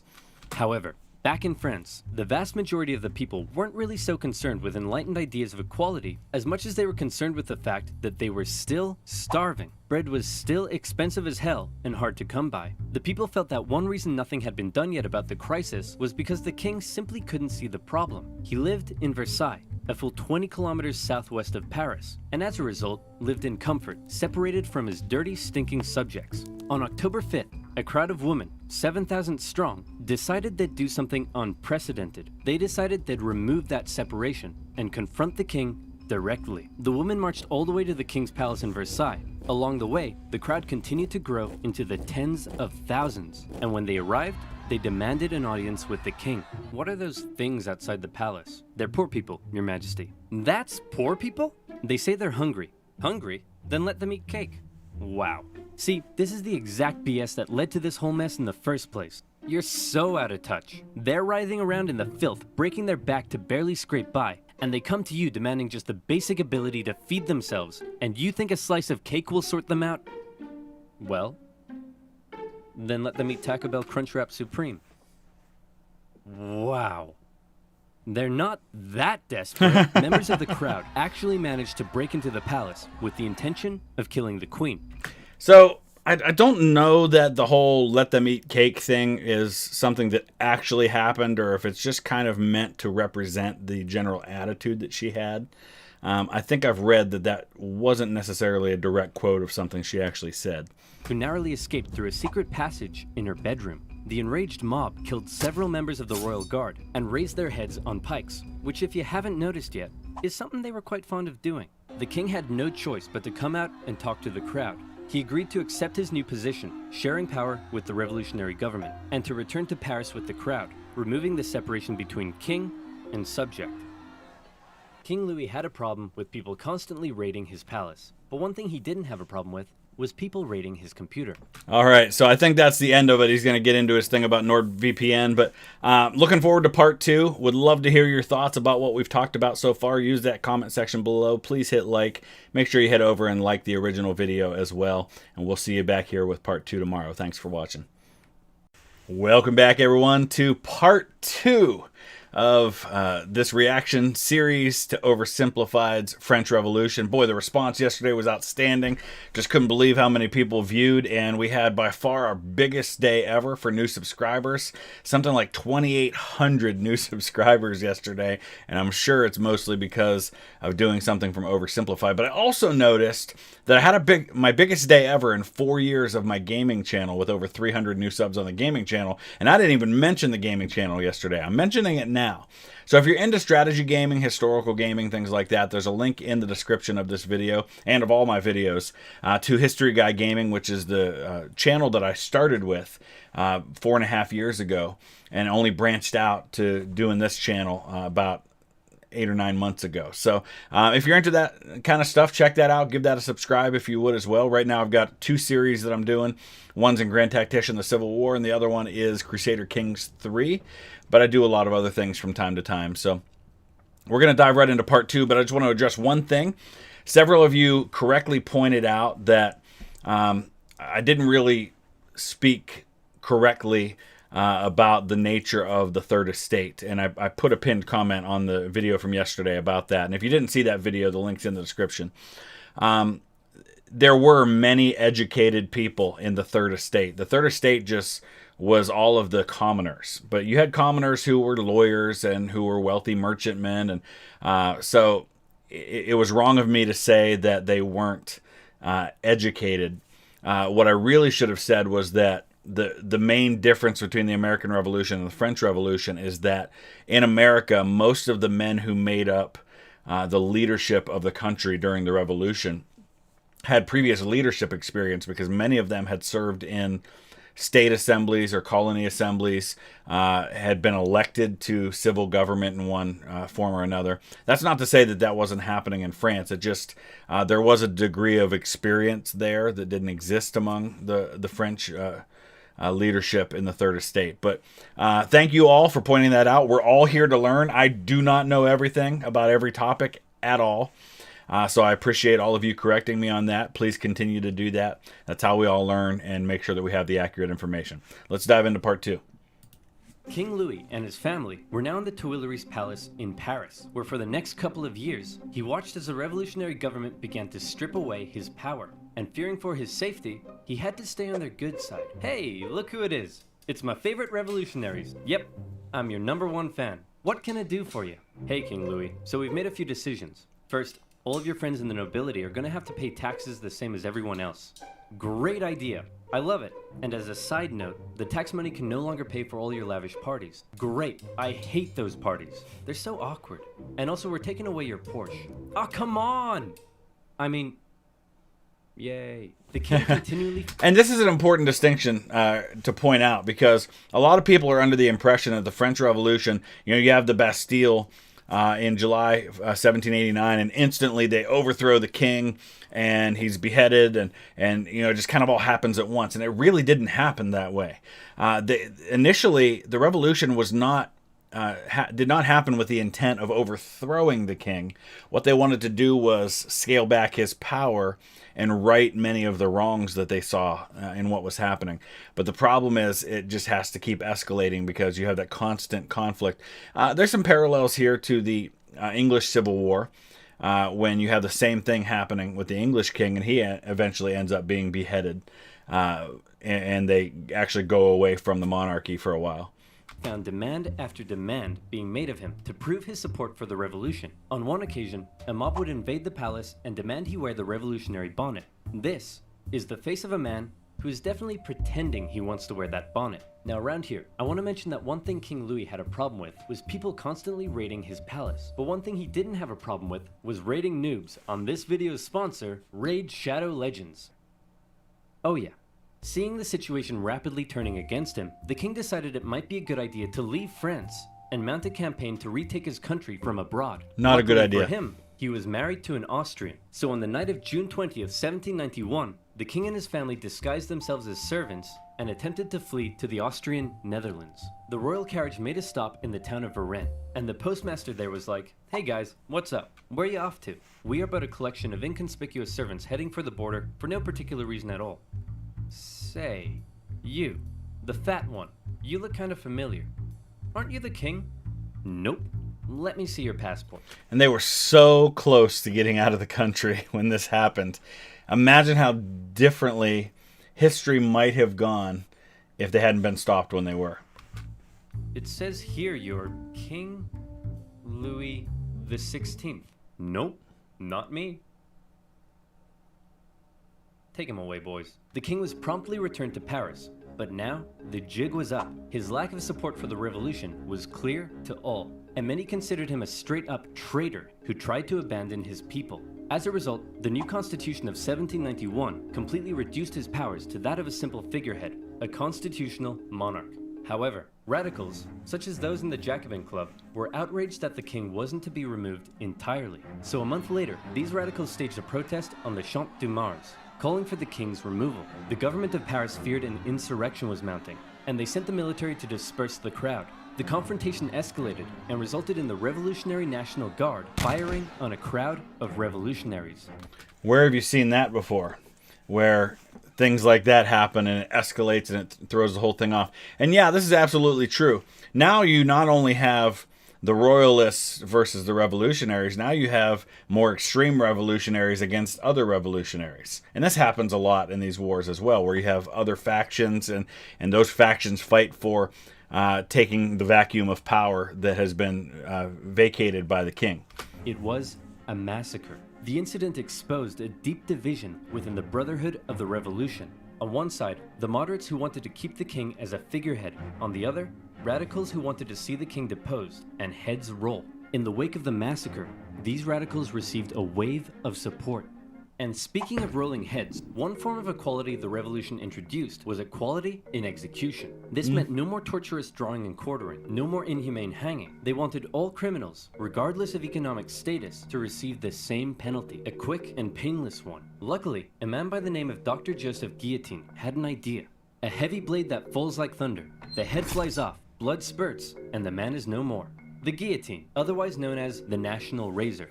So, interesting thing about the guillotine is that at some point in what becomes known as the Terror, there was a guy who was sentenced to death, and this was a situation that we'll get to this, I'm sure, but kind of like the Salem witch trials, where every neighbor who had a beef with the guy next door could accuse him of not fully supporting the revolution and have them sent to the guillotine.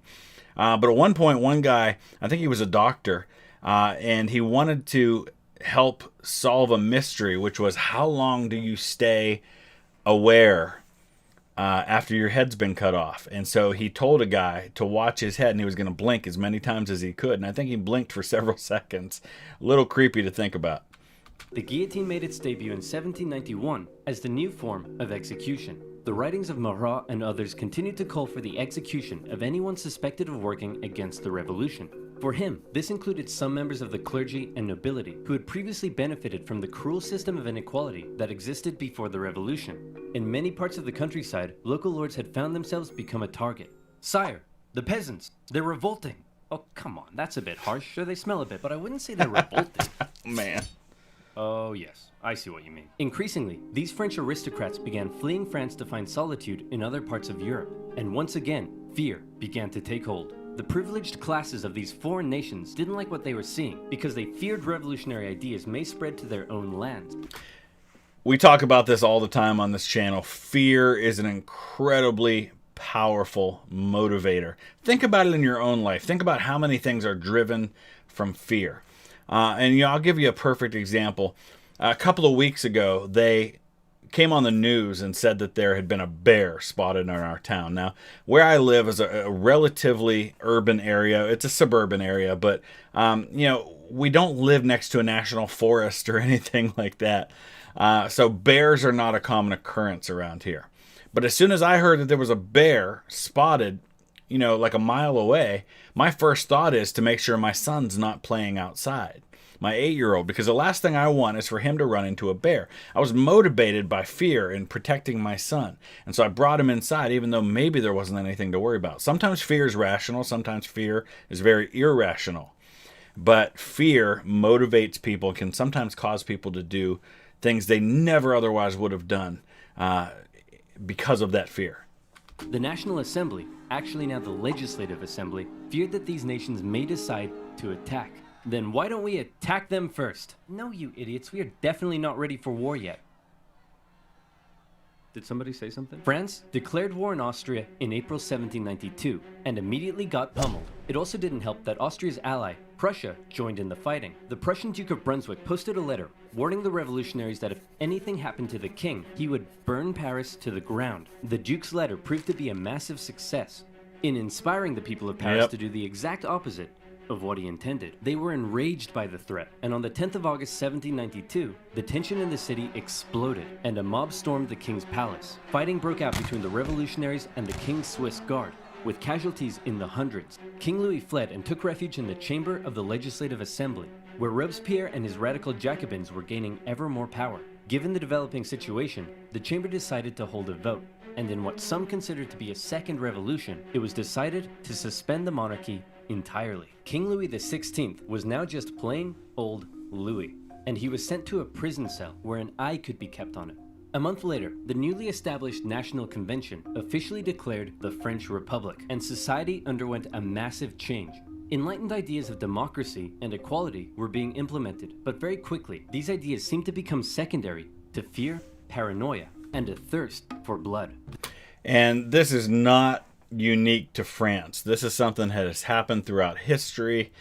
So we can't look at France and say, man, what was wrong with you people?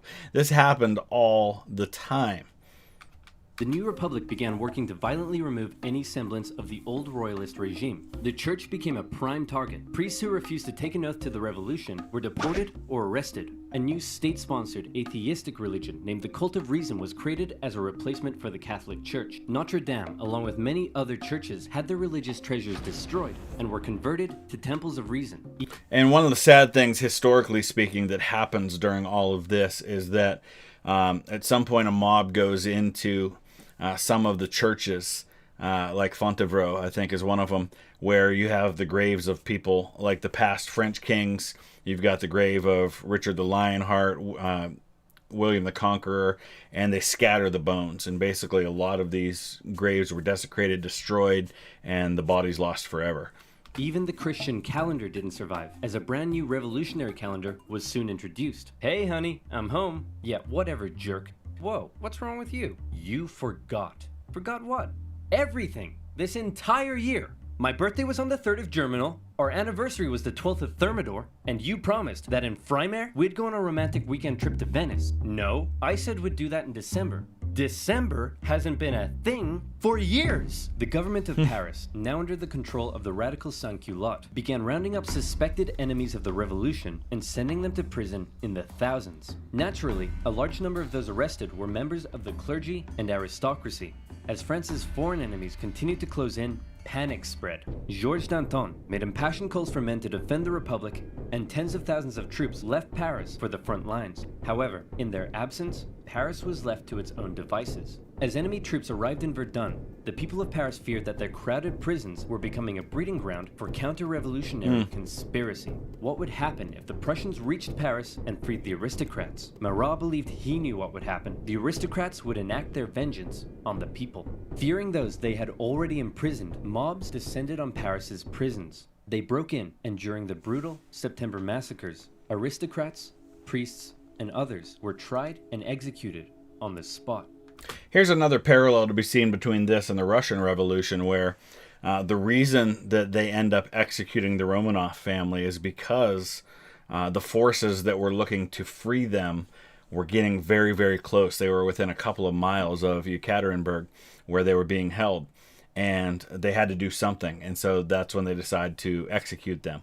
Same thing here. You've got Austrian forces moving their way toward Paris, and if they get there and they release all these people, so there's fear. There's fear of what happens. And again, this happens throughout history. When you overthrow a power, and that power still exists, even if it's in prison, it's still a threat because it becomes a focus for, man, if we can just get these people out. This happened in England a lot, where you'd have a king get deposed like Richard II, and they'd throw him into prison, and they you can't just leave him there because people are going to rebel to try and get him back on the throne. So you've got to remove that source of rebellion. Even women and children weren't spared. With over 1,600 victims, word of the massacre spread across Europe. One British newspaper wondered, are these the rights of man? Is this the liberty of human nature? But there was still one man in particular that Robespierre and his radicals really wanted to see executed. Austria and Prussia pledged that after they defeated France, they'd return King Louis to the throne. Well, checkmate Austria and Prussia, because you can't return a man to the throne if he's already dead. Citizen Louis Capet was put on trial for treason. Obviously, he was found guilty, but his punishment was less certain. Many moderates wanted to simply deport him, but Robespierre insisted the revolution could only live if the king was dead. A vote was held, and by just one vote, Louis was sentenced to the guillotine. Look at that. It wasn't this massive undercurrent of wanting him to die. It wasn't this overwhelming factor where everybody wanted the king to die. It was by one vote. And you have to wonder, if the vote had gone the other way, what might have happened. If they would have held another vote, if they would have maybe gone after the people who voted against it. I feel like had the vote gone the other way and it was still close, that doesn't necessarily mean Louis was out of the woods. If you don't mind, I'd like to say a few words first. Gentlemen, I am innocent of everything of which I am accused. Wait, you're too loud. They can't hear me. Hang on, I haven't finished yet. Wait, dude! Uncool. In her prison cell, Marie Antoinette heard the guns fire, signaling her husband's death. Before long, she would meet the same fate. Back on the war front, France defied all expectations and actually managed to push the enemy back. But then more countries joined the coalition against France, and it all went to pot again. What do? Conscript the masses! The National Convention introduced a conscription law, with each regional department having to meet a certain quota of men for the army. However, not everyone was happy with this new law. You see, while Paris was definitely a hotbed for radical revolutionary fervor, some of the regions outside of Paris weren't quite so keen on the revolution. Some were largely still conservative, still supported the church, and just didn't suffer from that much inequality before the revolution. So as the revolution turned increasingly violent and anti-Christian, many were outraged. Now, they were being conscripted to fight for the new republic they hated. Isn't it interesting how often this happens, that a revolution ends up becoming the very thing that it was rebelling against? It ends up taking on some of the same things. In the American Civil War, the whole argument was, we're seceding, so we have the right to self-determination. We want, and they throw out states' rights a lot. We want each state to determine whether or not they want to have slavery. We want each state to determine for themselves. And then the entire time the Civil War is going on, Jefferson Davis, the president of the Confederacy, is lamenting the fact that he doesn't have the same strong central authority that Abraham Lincoln enjoys. So the very thing they rebelled against is the very thing he says he needs in order to be able to win. The same thing's happening here. That was the last straw. Counter-revolutionary uprisings erupted in a number of regions across France. Some would last for years, such as in the Northwest, where a large-scale uprising was led by the Owls. Why were they called the Owls? Because their leader was named Jean Owl. Why was he called Jean Owl? Possibly because he could do a really good impression of an owl. Really? That's what we're going with? Owls? Just because this guy can do an impression of one? Hit him with it, Jean. Hoot, hoot. Yeah, okay, that's pretty good. The Chouannerie uprising lasted all the way until 1800. In the summer of 1793, the southern city of Toulon invited the British Navy over for some tea and crumpets, and then they asked if they'd possibly like to stay and occupy the city. Being an important naval base, this was a heavy blow to the Republic, who sent a relatively unknown young Napoleon captain by the name of Napoleon Bonaparte to help stage a siege of the city. Toulon was recaptured by France in the winter, and for his service, Napoleon was promoted to the rank of Brigadier General. The most infamous revolution, however, occurred in the Vendée region. Throughout 1793, revolutionary forces clashed with the region's Catholic and Royal Army. The Republic defeated the counter-revolution through cruel pacification. In particular, General Jean-Baptiste Carrier committed brutal atrocities. In one instance, he had thousands of civilians, priests, women, and children tied to ships, which were then sunk. Carrier would later be found guilty of war crimes and executed. Back in Paris, the government was still dominated by moderates. With the war going badly, revolts in the provinces, and the economy getting worse, it seemed the government just wasn't doing a very good job. Radicals' fear for the safety of the revolution intensified, and Marat even began calling for the moderates in the government to be executed. In return, the moderates called for the arrest of Marat. This led to a chain of events with the two sides in heated conflict. Robespierre declared the Jacobins to be an insurrection and called on the people to arm themselves.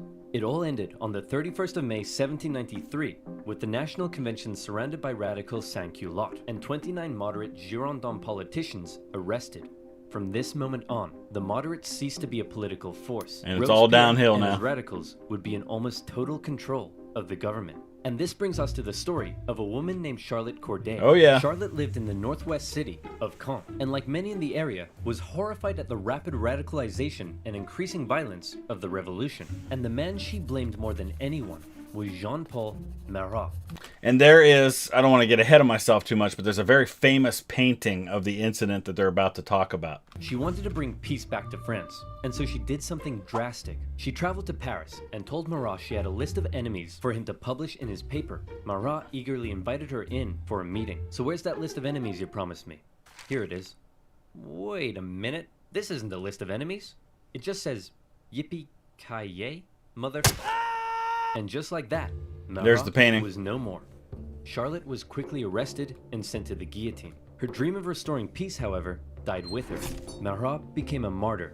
In temples of reason, symbols of the dead Marat became the new crucifix. In death, he became an even more powerful inspiration for the extreme levels of violence that were about to rip throughout the new republic. And I think at some point they switched I don't know if it happened before or after, but it wasn't always Temple of Reason. At some point they go to the temple, it becomes the cult of the supreme being. It's more of a deism sort of thing. And deism was very popular at this point. Some of the American founding fathers were deists as well. Certainly Thomas Jefferson was. The idea behind deism was that it was a belief that there is a God or some kind of supreme being, a higher power, who created the world, spun everything in motion, but then backed out and doesn't have interaction with his creation. So he's kind of out there, but he's not the God of the Bible or the Quran or the Torah or anything like that. And Thomas Jefferson even cut had a version of the Bible where he cut all the supernatural stuff out and just left to make his own version that fit with his idea of deism. That's right. Here comes the Reign of Terror. If you thought this revolution already sounds pretty violent, well, you ain't seen nothing yet, son. Yep. The radicals were now in control, and they believed not only was France surrounded by foreign enemies, but that within the masses, there were also plenty of internal ones too. Individuals not loyal to the revolution, conspiring to bring about its downfall. So when revolutions happen, there's one of two ways you can really go. It can become inward fighting, like what we're going to see here and what we've been seeing here, where factions destroy each other from within, or they can unite behind something. And eventually that happens in France once the infighting comes to an end. But like in America, for example, you had Thomas Paine writing these pamphlets, Common Sense, and the follow-ups to it. And that got everybody united behind a common cause. So you didn't have the factions to the same degree. You did have some because you had a lot of loyalists. Or it can go this direction, which is infighting, and instead of focusing on an enemy without that you can rally together and fight, you end up internalizing it, and it just becomes a bloody mess as you just tear each other to shreds. Robespierre and the rest of the radical faction were having none of it. A new committee of public safety was established with 12 members. Its purpose was to protect the new French Republic from its enemies, and it basically became a 12-man dictatorship with Robespierre as its leading voice. The Revolutionary Tribunal was also reinstated, a special court created to streamline the process of trying suspected enemies and handing out their death sentences. With these two new institutions, Robespierre wanted to scare France's enemies straight. In September 1793, it was announced that terror would be the order of the day. In other words, fear had become official government policy. Yep. And from then onwards, we enter into the period known as the Reign of Terror. Spies and secret police were everywhere and watched the people closely. France's public had to be extremely careful what they said and how they behaved. Obviously, criticizing this new system, or the government, would quickly have you sent off to the guillotine. But that's not all. Even the most minor offense could have you tried before the Revolutionary Tribunal. Hello, Citizen Martin. Hello, Monsieur Dubois. Monsieur? Did I just hear you say Monsieur? That's the old style of address, my friend. To the guillotine! You know what? I didn't like him, but I do feel kinda bad for the king and his family. Oof, expressing sympathy for the royal family, are we? To the guillotine! This is not a overstatement of what was going on. This is literally how bad it was. Imagine how fear must have gripped these people that the slightest, most innocent comment could get you sent to the guillotine. If one person here, and you didn't even have to do anything wrong. If somebody didn't like you and they just accused you of saying something wrong, that could be enough. 12 sous for a loaf of bread? That's way overpriced. To the guillotine. Man, this bread line is taking forever. To the guillotine. And you look like you're thinking anti-revolutionary thoughts. To the guillotine. Max, we're sending way too many people to the guillotine. To the guillotine! Chop, chop, chop, chop, chop, chop, chop. It was insane. All across France, about 40,000 people were killed for suspected crimes against liberty. Let's say your neighbor won't stop mowing the lawn at 7 in the morning. Well, then all you gotta do is tell the government they've been talking smack about the revolution. And there's a good chance they'll end up in front of the Revolutionary Tribunal. So I'm curious to know what the population of France was at this time and how this compares in terms of the percentage of people that actually died. Let's look that up. Time to pull out the glasses. So it looks like in 1700, the population of France was nearly 20 million, and it was 29 million by 1800. So 1784, it's about 25 million. So let's say probably 26, maybe 27 million people by that point. I'm just curious to know kind of what kind of a percentage we're looking at as far as the number of people who died. So 40,000 people out of 27 million. I mean, I guess it's not that high an amount. You're looking at 1/10 of 1%. So it's a small number, but man, still, that's 40,000 people. Maybe they'll even be executed, taking a metaphorical load off your shoulders and a literal one off theirs. The most prominent victim of the Reign of Terror was a certain Marie Antoinette, who was finally tried and found guilty of treason in 1793. Wait. Is that an AT-AT, an AT-AT? You know, the big things from Star Wars? I had one of those as a kid. I had the toy. That's fantastic. I love just the random Star Wars reference there. She expected she'd be brought to the guillotine in a royal carriage, fit for a queen. All the Republic could provide for her, however, was a wooden tumbril. At 37 years old, the most hated woman in French history met her end on the 16th of October, 1793. Robespierre had saved the revolution through terror. Internal dissent was being suppressed. The food situation was no longer quite as bad. Even the French military had got its act together again and pummeled the Allies at the Battle of Fleurus. For Danton and his followers, the time was right to try to normalize the French Republic. Hey Robespierre, so we were thinking that since things are finally going better, maybe we should rein in the terror. And while we're on it, we could possibly start taking it easier on the church, and also try to end this costly war. Oh, crap.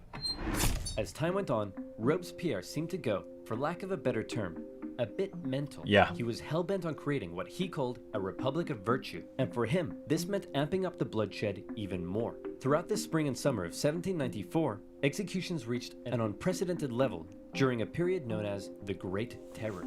Even those closest to him found their way to the guillotine if they dared oppose his ideas and actions, and he began alienating himself from the rest of the convention. He created a new deistic religion called the Cult of the Supreme Being, along with the new annual Festival of the Supreme Being. Man, I think Robespierre is really starting to lose it. He thinks he's a god or something. Don't say that. Nonsense. Sure, he's gone a little extreme, but he doesn't think he's a god. My children, bathe your immortal souls in the virtue of my republic.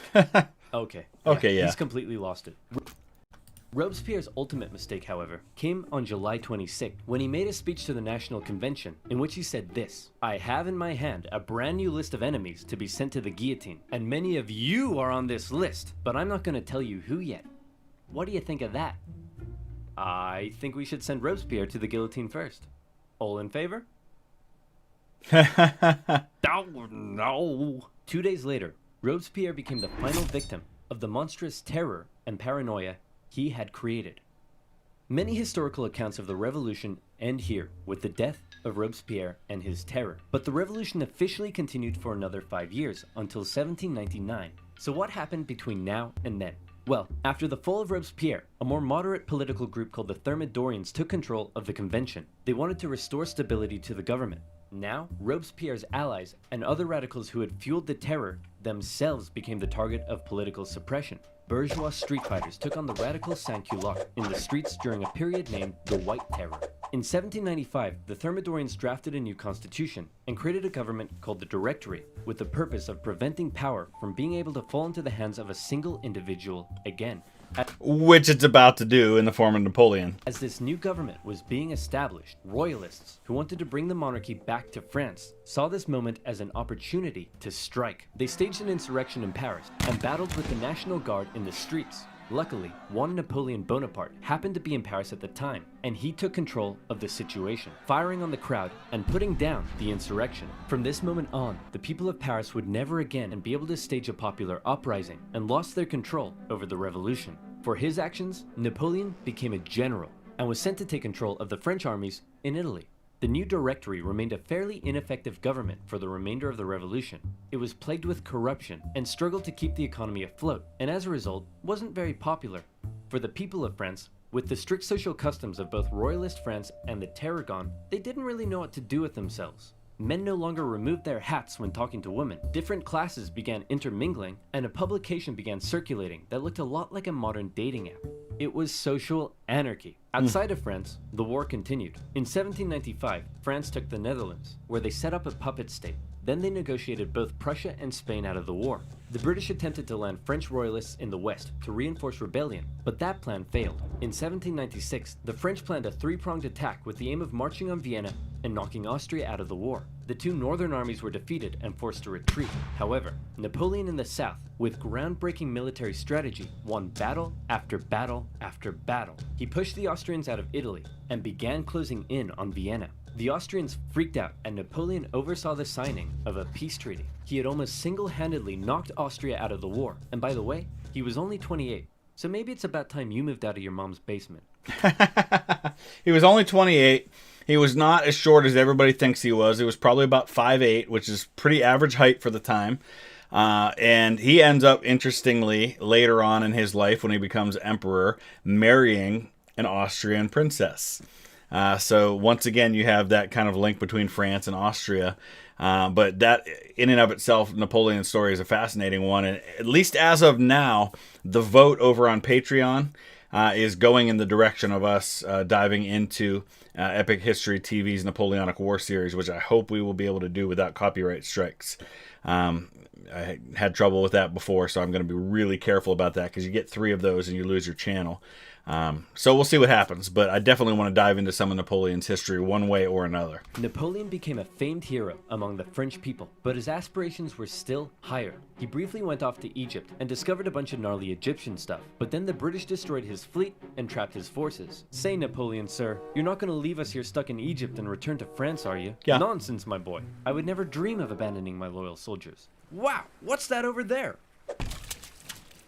On his return to Paris, Napoleon found himself to be extremely popular, and the government extremely unpopular, and he started getting some power-hungry ideas. Conveniently, a politician named Emmanuel Joseph Sieyès approached Napoleon and said, "Hey man, since you're so popular, do you want to help me stage a coup?" "Great idea. Let's stage a coup, and then I'll coup you." What? Napoleon, with the help of his politician brother, entered the government chamber, possibly got punched in the face, and finally his troops intimidated the council to dissolve the government and create a new constitution that basically made Napoleon a dictator. So there you have it, the French Revolution, born with the great promise of liberty and equality. The common people dared challenge an oppressive system that had existed for centuries. But before they knew it, they found liberty sidelined by terror, equality that possibly didn't quite hit the mark, and an absolute monarchy replaced by an absolute dictator. Napoleon began stabilizing French society. He restored the Catholic Church and got rid of that crazy calendar, among other things. But he remained ever ambitious. He was France's first consul, but he slept soundly at night dreaming of being something even bigger. Napoleon's expansionist aspirations, combined with the ongoing conflict in Europe, would eventually lead the continent into a huge conflict known today as... Which I guess we're going to get at some point from Oversimplified, and we will certainly dive into that when the time comes. I'm excited to dive into that history at some point. But that's it for now. Let me know your thoughts. Add to the discussion. Let's continue this conversation. The whole point of these reaction videos is to give us an opportunity to talk and to learn and to all develop what we know about history and get a little bit deeper insight into those things. So use that comment section below for that. Hit the like button if you would. Check out my gaming channel. Check out some of the other links in the description below, and we'll see you again tomorrow with another reaction. Thanks for watching. Welcome back, everybody, to another Oversimplified reaction video. Well, the people have spoken over on Patreon.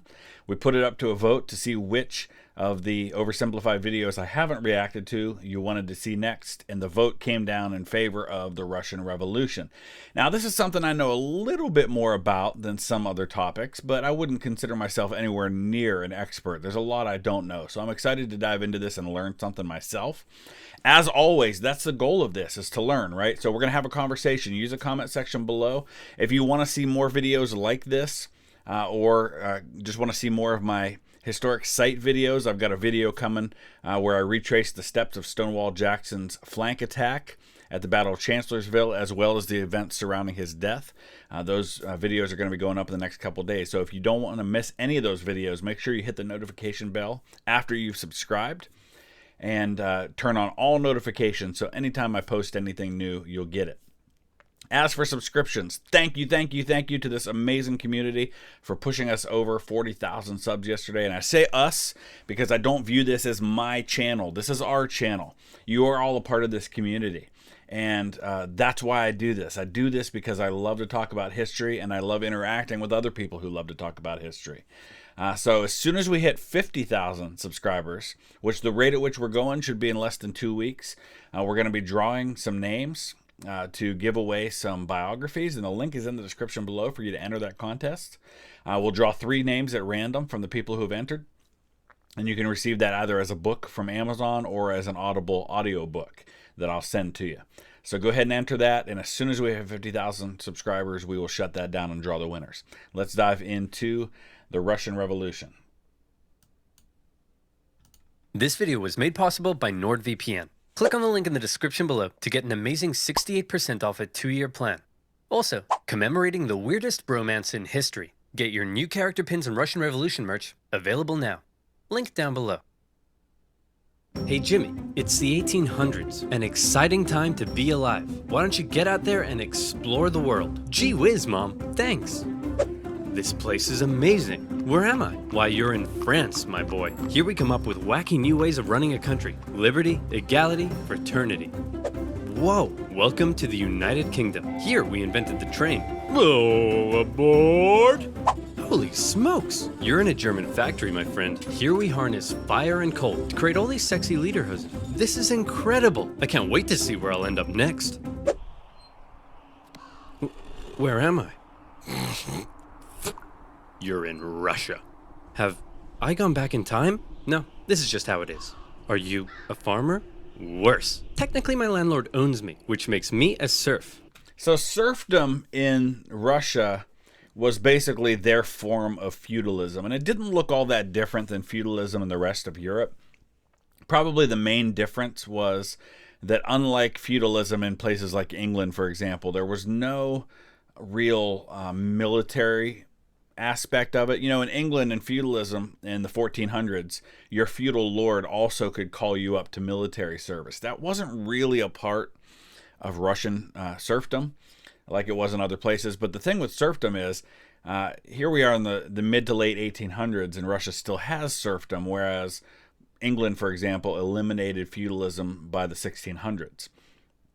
And so much like slavery in the United States, Russia was much later in eliminating these things than other people were. And of course, much like slavery in the United States, the process by which they got rid of it obviously created great upheaval in the country, and it didn't necessarily go all that well. You know, in the United States, when slavery was abolished, a lot of the former slaves ended up going back and working for their former masters, having signed contracts that basically made them slaves in all but name, because the local laws in the South permitted that sort of thing. And they were trying to find ways to get around and basically keep slavery in effect. That's kind of what happens with serfdom as well.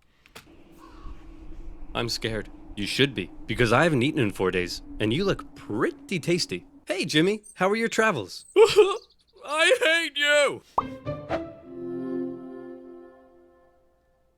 Russia in the 19th century. Feudal, underdeveloped, and stuck in the past. While the rest of Europe had been modernizing and improving their citizens' lives, Russia's rulers were taking a different approach. My lord, we're falling behind the rest of Europe. It's time to industrialize, give the people rights, and share your power. Russian czars had no time for pathetic ideas like liberty and modernization because they were too busy having the time of their lives. While the serfs were breaking their backs in the fields, the czars held all the power, and they didn't have to listen to anyone. You know, it's hard not to see parallels between Russia here and France in the 1790s, where you have Louis XVI and Marie Antoinette basically kind of ignoring the plight of their people, and you have the aristocracy living very wealthy and lavish lifestyles while people are starving in the streets, and eventually there's a whole lot more of them than there are of you, and eventually them are going to figure that out, and that's kind of eventually what happens with Russia. Want to run the country like a backwards feudal kingdom while the rest of Europe outpaces you militarily and economically? Go right ahead. Want to keep the people uneducated so they don't get any ideas? There's no one to stop you. Want to keep exporting grain even when there's a massive famine causing hundreds of thousands to die? That is your God-given right. While all of this was great for the Tsar, if you were literally anybody else, it probably sucked because Russia was falling behind. If they were to keep up with Europe, they'd need a strong ruler with some big ideas. Oh look, here comes one now. Hey everyone, it's me, Tsar Alexander II, and I've got some big news. I'm releasing you all from your serfdom. You're all free. Yeah. Yes! Yep, I'm the best. Oh, there is one thing though. I spoke to your local lords and they weren't happy about losing all their free labor. So as a compromise, you're all gonna have to pay them back a near impossible amount of money for the next 49 years. Expect your lives to barely change. So this is what I was saying earlier. When you make massive changes that completely upend the social and economic system in your country, expect there to be backlash and expect there to be attempts at compromising. And that's what happens here. He compromises so that it looks like he did something really good, but what he did really doesn't change things at the roots of the whole thing for these people. Okay, bye. Now I know what you're thinking. This Tsar Alexander II seems like a pretty cool guy. He's trying to reform the country and get Russia on the right path. Everyone must love this guy, right? Wrong. Why does one man get to decide the fate of everyone in the country? This whole system is dumb. Somebody should do something. Like what? Like kill the Tsar. You're gonna kill the Tsar? Well, me? No. I'm busy. I was kinda hoping you'd do it. Okay. See? The people love me. They're throwing flowers, confetti, and high-grade explosives. Okay, Nick. So the assassination of Tsar Alexander II is actually often cited as one of the first examples of a suicide bombing. There were actually two bombers. One of them throws his bomb and it disables the carriage, but it didn't kill the Tsar or even seriously wound him. So then another guy comes up with a bomb, and his bomb not only mortally wounds the Tsar, but also kills him in the process. And I believe the first guy ended up being hanged. But yeah, so it was kind of a suicide bombing, basically. Nicholas, your grandfather has a mild case of being blown up by a terrorist, and he's not looking too hot. So we're gonna go say our goodbyes, okay? No, it'll be too scary for him. Nonsense, it won't be scary at all. We're just gonna say a quick goodbye. Ready? Boy, look at me. The people did this to me. And one day, they'll do it to you! So Nicholas is, I think, 13 when this happens. This was like 1881, and I think Tsar Nicholas was born in 1868. So this is a very impressionable time for him. Imagine just becoming a teenager. You're being raised. Eventually, that's going to be your job, to be Tsar. And you've watched your grandfather die like this. That had to have made an impression on him. See? Wasn't scary at all. So Alexander II was dead, but luckily, they had another Alexander lying around, Alexander III, and he felt his dad's reforms had weakened the Tsar's authority. Russia was massive, and as a result, had many ethnic minorities. Non-Russians? More interested in their own cultural heritage than in loving me? Isn't it great? So much beautiful culture and diversity in our great nation. Alexander thought all these minorities should be a little more Russian, and thereby loyal to him. So he repressed religious minorities. He repressed non-Russians. He introduced the Okhrana, a secret police force that repressed anybody who thought having a Tsar was dumb. If Alexander II was the great reformer, Alexander III was the great repressor. Now that's how you run a country. Now imagine being Nicholas II, because that's what we're building up to, is Nicholas II with the Russian Revolution. Imagine these are the two guys that you follow. A guy who's a reformer, but still wasn't highly regarded because his reforms really didn't change everyday people's lives all that much, who gets assassinated, and then your father, who represses people even more. I mean, that's a lot to live up to, and no matter how good you might do, they're going to view you as Tsar with, kind of a suspicious eye. Hey, Dad? Ugh, great. It's my son Nicholas, who I like to call a girly girl because he's so weak and pathetic. When are you gonna grow up? You still look like a girly girl to me. But Dad, I grew a beard. Yeah, an ugly girly girl beard. If Nicholas was to one day be Tsar, he needed his dad to teach him how to run the country. But his dad instead suggested that Nicholas go somewhere else. So Nicholas went to Japan, got an edgy dragon tattoo, had his head sliced off by a policeman, and then came home. Now will you teach me how to rule? I suppose it's time. Okay, there's... All right, I want to look up a couple of those things, because those were interesting, and he kind of bypassed them. I'm not familiar with the whole head slicing incident, but I'm curious about it, so we're going to look that up. So the Otsu incident was a failed assassination attempt on Nicholas in 1891. So he'd have been like 22, 23 years old when he was visiting Japan. He was returning to Kyoto after a day trip. He was attacked by one of his escorting policemen who swung at the Tsarevich's face with a saber. The quick action of his cousin, Prince George of Greece and Denmark, who parried the second blow with his cane, saved his life. Suda then attempted to flee, but 2 rickshaw drivers chased him down and pulled him to the ground. Nicholas was left with a 9-centimeter-long scar on the right side of his forehead, but it was not life-threatening. Wow. So that was a pretty big deal, honestly, especially when you consider that this is a few years before Russia and Japan end up going to war. All right, let's continue. A lot you need to know before becoming Tsar. Uh-oh. What? I've got kidney inflammation.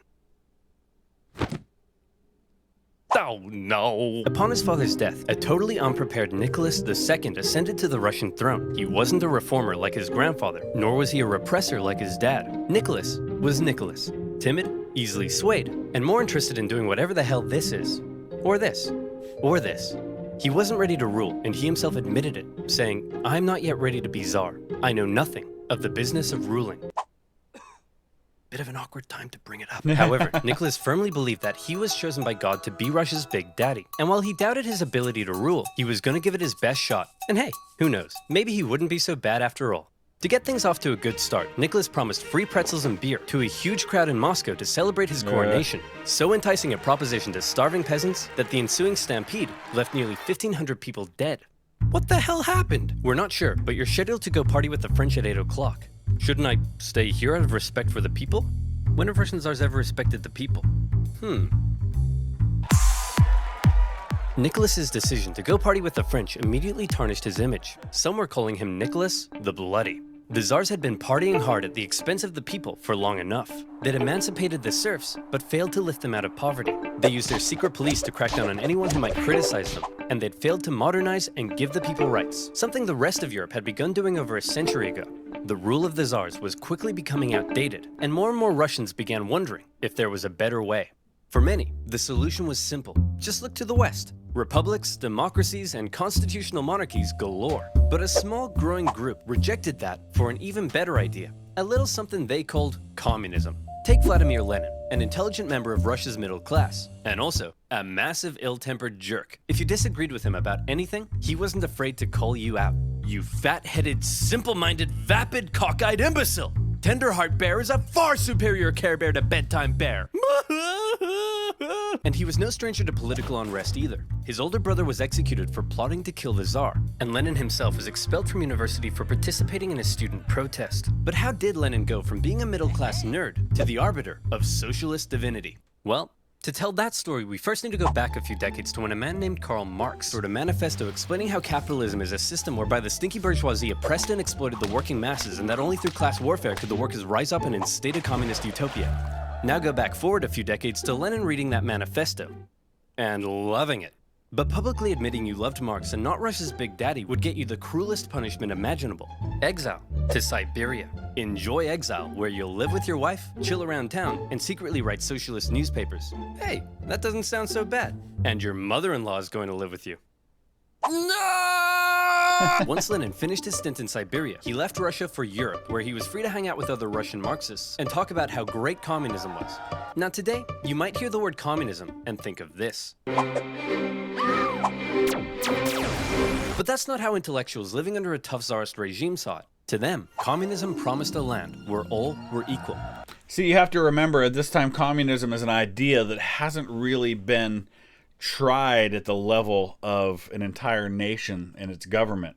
So when something hasn't happened yet, you can paint the picture that it's perfect, that it's a utopia, that there's everything you could possibly want and there's no downside to it. Because nobody can point to a situation and say, look, here's where it was tried and it failed miserably.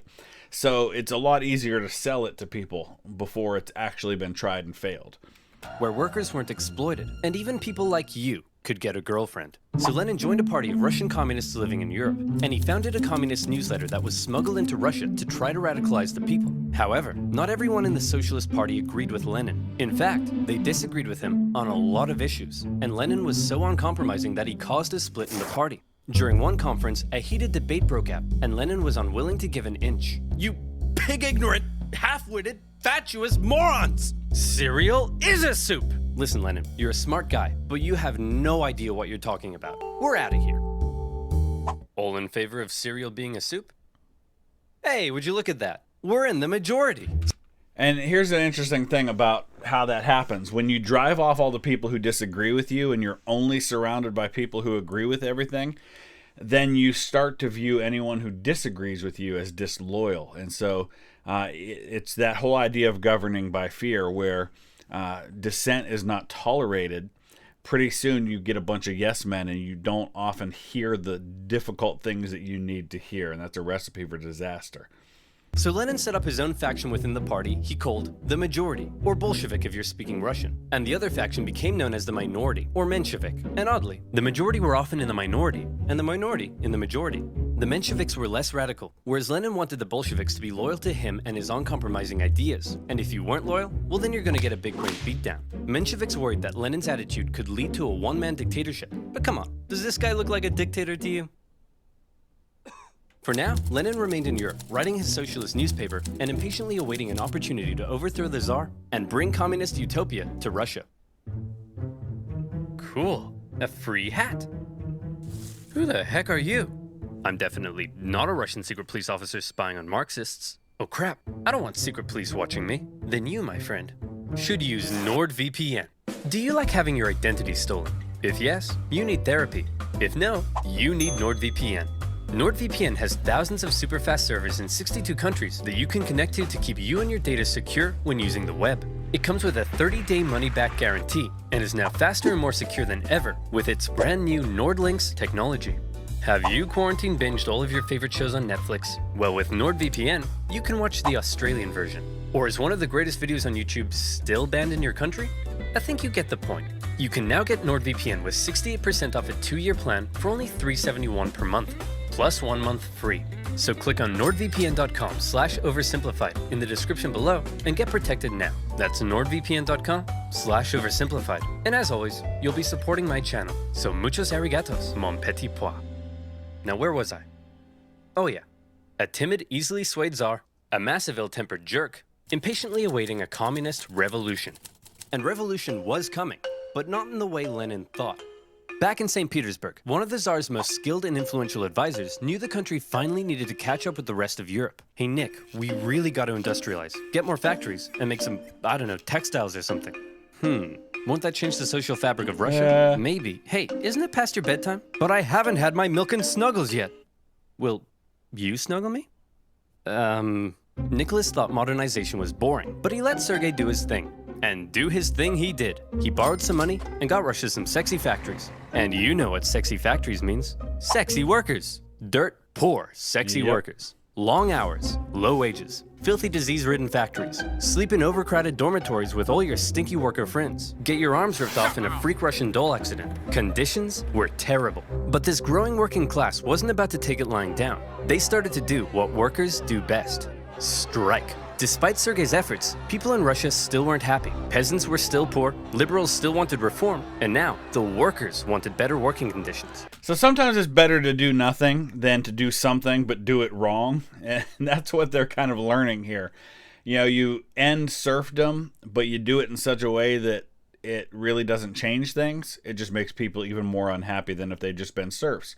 You create this working class by starting to industrialize, but you do it in such a way that keeps them poor and allows them to recognize the power that they have as workers.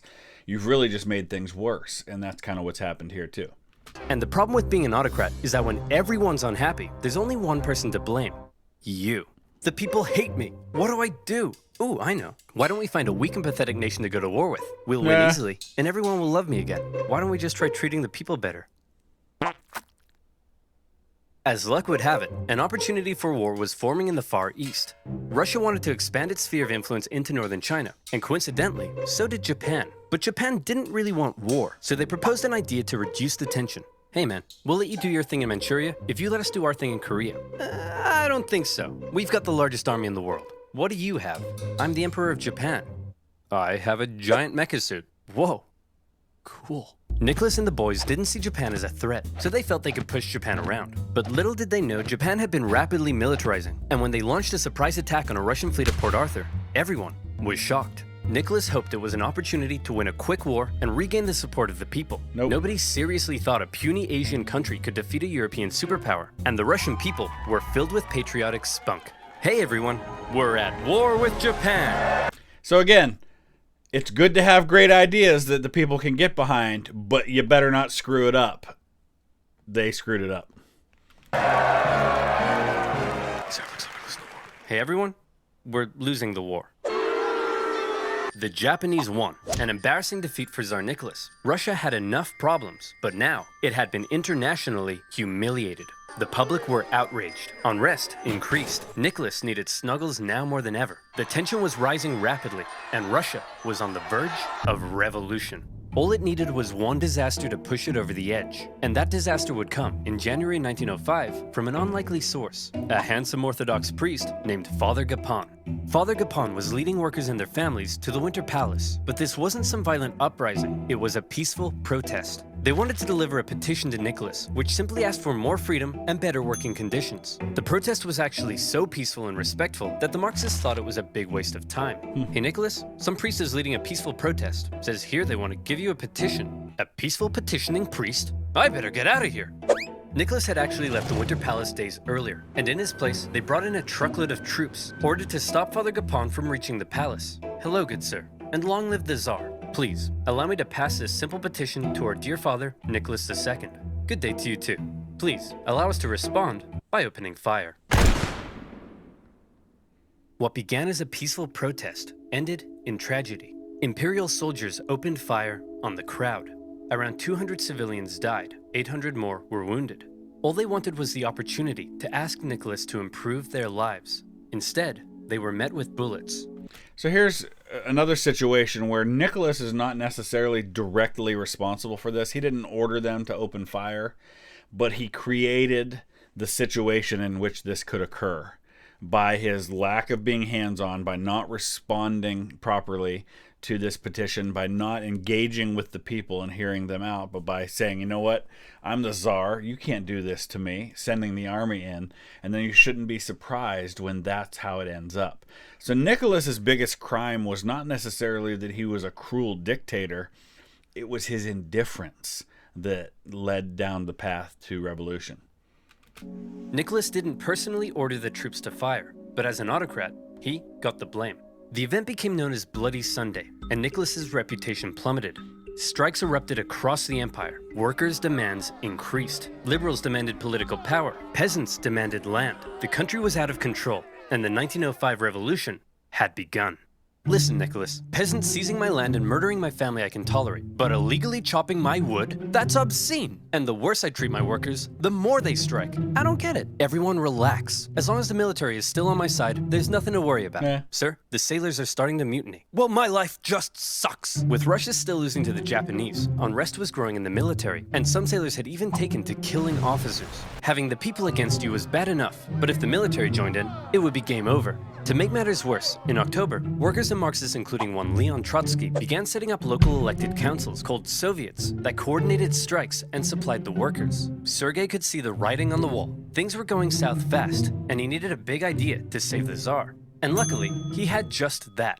You see, all these angry people from different parts of society weren't really working together, meaning there was a weakness to exploit. Sergei wrote a manifesto that would give the liberals an elected assembly called the Duma. It took some convincing, but eventually, Nicholas agreed to share power and have his laws approved by an elected assembly. So there's some parallels here with things that happen with folks in England like Simon Montfort, where uprisings by the people demanding that the king, the monarch, share power with the people led to Parliament in England. And same thing happened with the People's Assembly in France, things like that. So that's what you have here. But again, ideas are good, and this is kind of a common theme.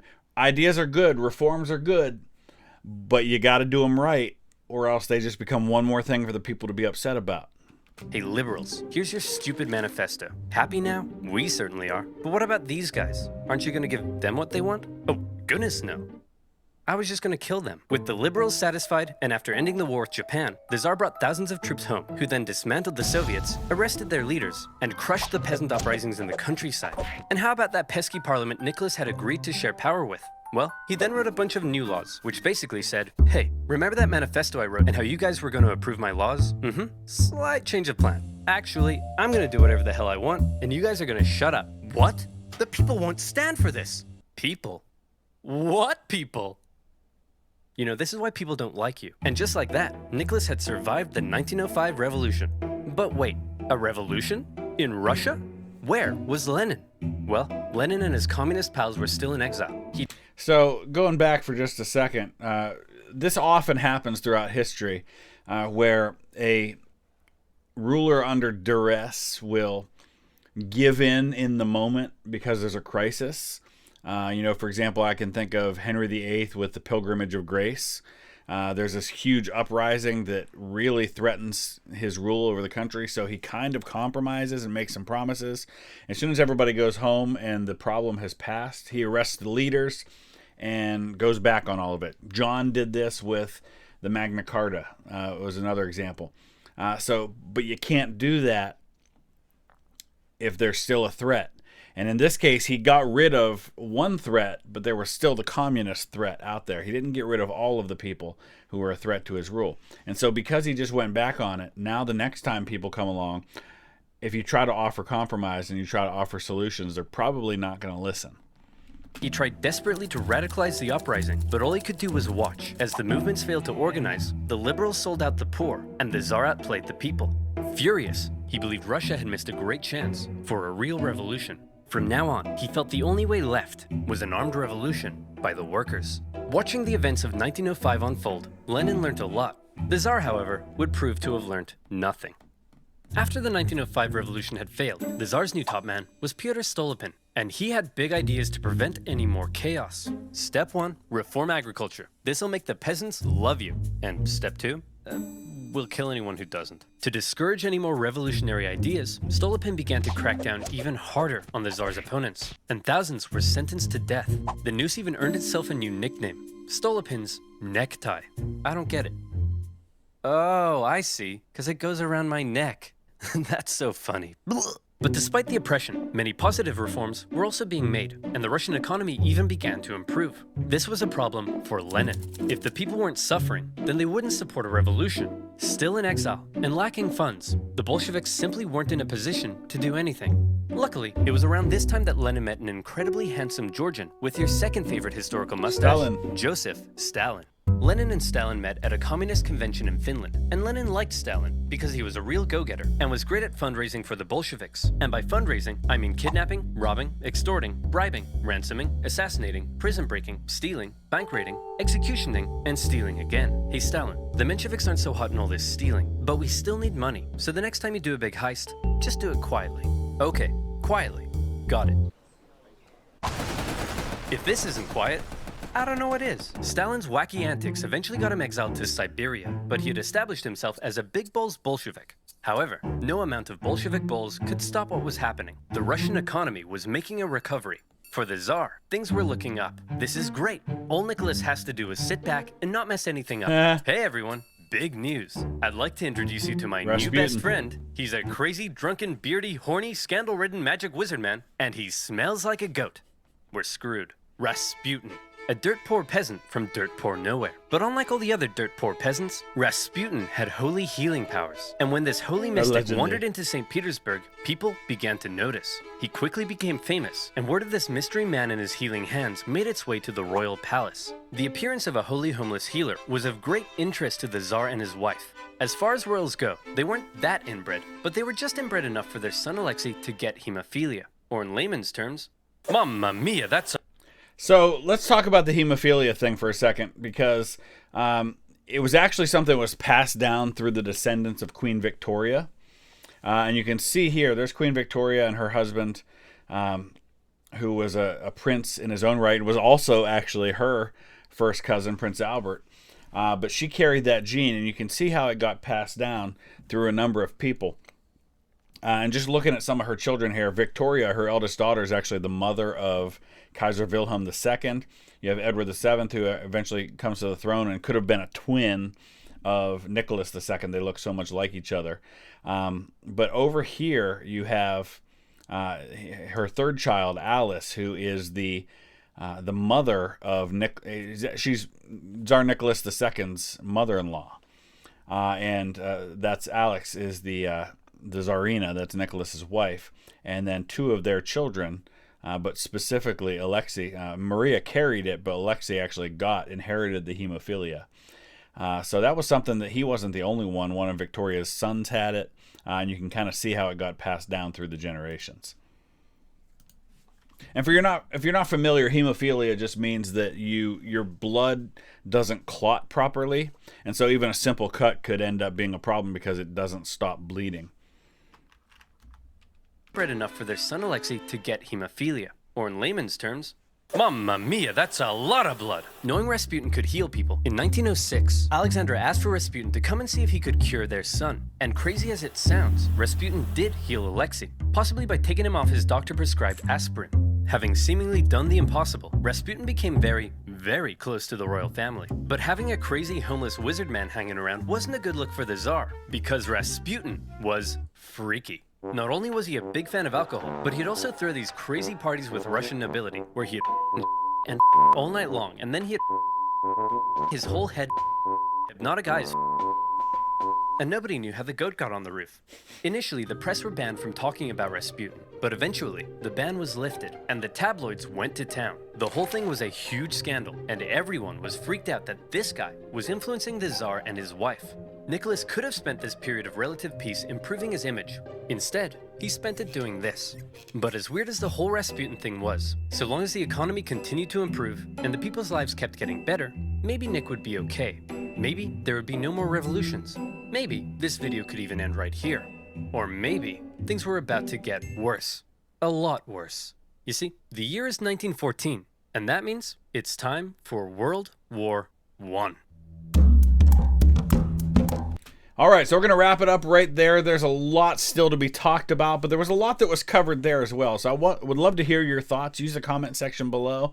Make sure you check out the original content. There's a link in the description below that'll take you there. And we'll see you tomorrow with part 2. Thanks for watching. Welcome back, everybody. This is part 2 of Oversimplified's Russian Revolution. Thank you so much for all the fantastic feedback yesterday, including everyone who paid close attention to the fact that I talked about this being our channel before a video about the Russian Revolution. I get it. I appreciate the irony of all of that. Yes, I consider this to be our channel, but I'm still the guy in charge that makes all the decisions and uploads the videos. So I guess you could consider me to be the general secretary of this channel. So not a lot to say up front, just a reminder that if you haven't already done so, please subscribe and turn on the notification bell so you never miss any future content. I'm going to have some announcements about some upcoming trips coming up here in the next week or two about when and where I'm going to be different places. So if you happen to live in that area and you want to join me as I make videos and tour battlefields, I would love to have you come out and meet me on the battlefield. I'll try to let you guys know those things in advance so that we can connect if at all possible. I think it's a lot of fun and might even get you involved in making the videos. So let's go ahead and dive into part 2 of Oversimplified's Russian Revolution. While Nicholas had been busy playing with his new best friend, tensions in Europe had been rising. It just so happened that in 1914, one Archduke Franz Ferdinand of Austria-Hungary went for a drive with the top down in Sarajevo. One thing leads to another, and suddenly Russia found itself at war with half of Europe. A wave of patriotism swept through Russia. The capital was renamed to Petrograd because St. Petersburg sounded a bit too German. Even revolutionaries were getting on board. To them, World War I was a big stinky imperialist war, but they didn't want their big stinky imperialist replaced by a foreign one. So pretty much everyone wanted Russia to win. I hope Russia loses. Geez, read the room, Lenin. Lenin hoped Russia would lose because that would help him overthrow the Tsar. As long as he did that, who cares if Germany blows up half the country? And blow up half the country, they did. So yeah, a big part of Germany's thought process with this war is the idea of what they call the Schlieffen Plan, which is Germany knew that if they went to war, it would be a two-front war. They would have to deal with France and Russia. So basically the big powers on either side. So the idea was rush through Belgium and take France out of the war in a few weeks, if possible, and then send all of your troops to the east, because it's going to take big, slow Russia. And let's face it, Russia is a huge country that it's going to take them a long time to get mobilized. Well, Russia started mobilizing, and actually it was Russia's mobilization that kind of made the war inevitable. They got to the place where Russia had started to mobilize, and that was the sticking point. If Russia had stopped their mobilization, the war might not have happened. I mean, there were a lot of other things like that, but that was definitely one of the things that made it a no turning back kind of thing. But Russia mobilized a lot faster than Germany expected and had some real early initial success in the war, but then it kind of went the other direction after that. An inefficient czarist government meant there were shortages of just about everything you need to fight a war. And if losing a teensy-weensy war with Japan upset the people, losing a giant Wyatt war like this was much worse. Soldiers were deserting, the economy was imploding, and in no time, Russia was starving. The peasants were getting more peasanty, the workers were getting more workery, all the while Germany was getting more Germanery. Dmitri, we need to win this war. I need someone with a great military mind to step in and take control. You're right. How about General Hickenlooper? How about me? You can't run the war. Who'll be in charge of the country while you're gone? Obviously, my German wife and a homeless wizard. Duh. My German wife and a homeless wizard. Now, his German wife, which is absolutely true, she is a first cousin to Kaiser Wilhelm, but they're all related to each other. Tsar Nicholas and King George V of England, their mothers were sisters. Queen Victoria's grandchildren were the King of the UK, King George V. Wilhelm II was her oldest grandson, and the Tsarina of Russia were all three grandchildren of Queen Victoria. And then Nicholas and Wilhelm were like second cousins once removed. They were also third cousins through another line, but so they're all related to each other. Nicholas declared himself commander-in-chief and went to the front lines, leaving his German wife in charge while they were fighting the Germans. It wasn't a good look. And because Alexander was so close to Rasputin, people believed that he was actually calling the shots and secretly destroying Russia, and maybe even boinking her. An even worser look. At this point, a bunch of nobles just couldn't take it anymore. Rasputin is destroying the country. We have to break his magic spell over the Tsar. But how? He's magic. So, this is one of those things you have to read and see the sources to see that it was legit true, because everything that happened the night they killed Rasputin is just beyond ridiculous. It feeds right into the mythology of the magic wizard guy that he was. Dude, very cool. Hey, it's Rasputin. The sexy party is running a little late, but in the meantime, why don't you try one of these totally not poisoned cakes? Dude, why'd you say it like that? He's totally gonna know they're poisoned now. Shut up. I said they're not poisoned. Dude, he just ate so much poison. How is he still alive? It must be the magic. Go with plan B. Shoot him. Is he Still dead? alive. See, Boris? I told you he was the Antichrist and you didn't believe me. Can you shut up for 1 minute and help me roll him up? Are you sure he's dead? Yeah, I believe when they pulled his body from the frozen water, that they found that he had still been alive when they threw him in, that he'd actually ended up drowning, or at least that he had some water in his lungs. So he'd been poisoned, shot, and then thrown into an icy river before he finally died. Dead? I don't know, but I'm supposed to be hosting a charity auction right now. Can we get this over with? Okay, now he's dead. The murder of Rasputin, just like his life, is shrouded in mystery and speculation. He probably didn't really die like that, but he also probably didn't really heal people. He probably didn't influence the Tsar as much as people thought. He probably wasn't secretly destroying the country. But what he definitely did do, even in his death, was ruin the Tsar's reputation. And, kind of as an aside, little creepy, but it's true, Rasputin's man parts in a jar in a museum somewhere. And, well, if you're not easily weirded out, Google it. It's something. Russia's autocracy looked more outdated than ever, and the Russian people were taking notice. Come on, men. Remember what we're fighting for. Yeah, no, we're out.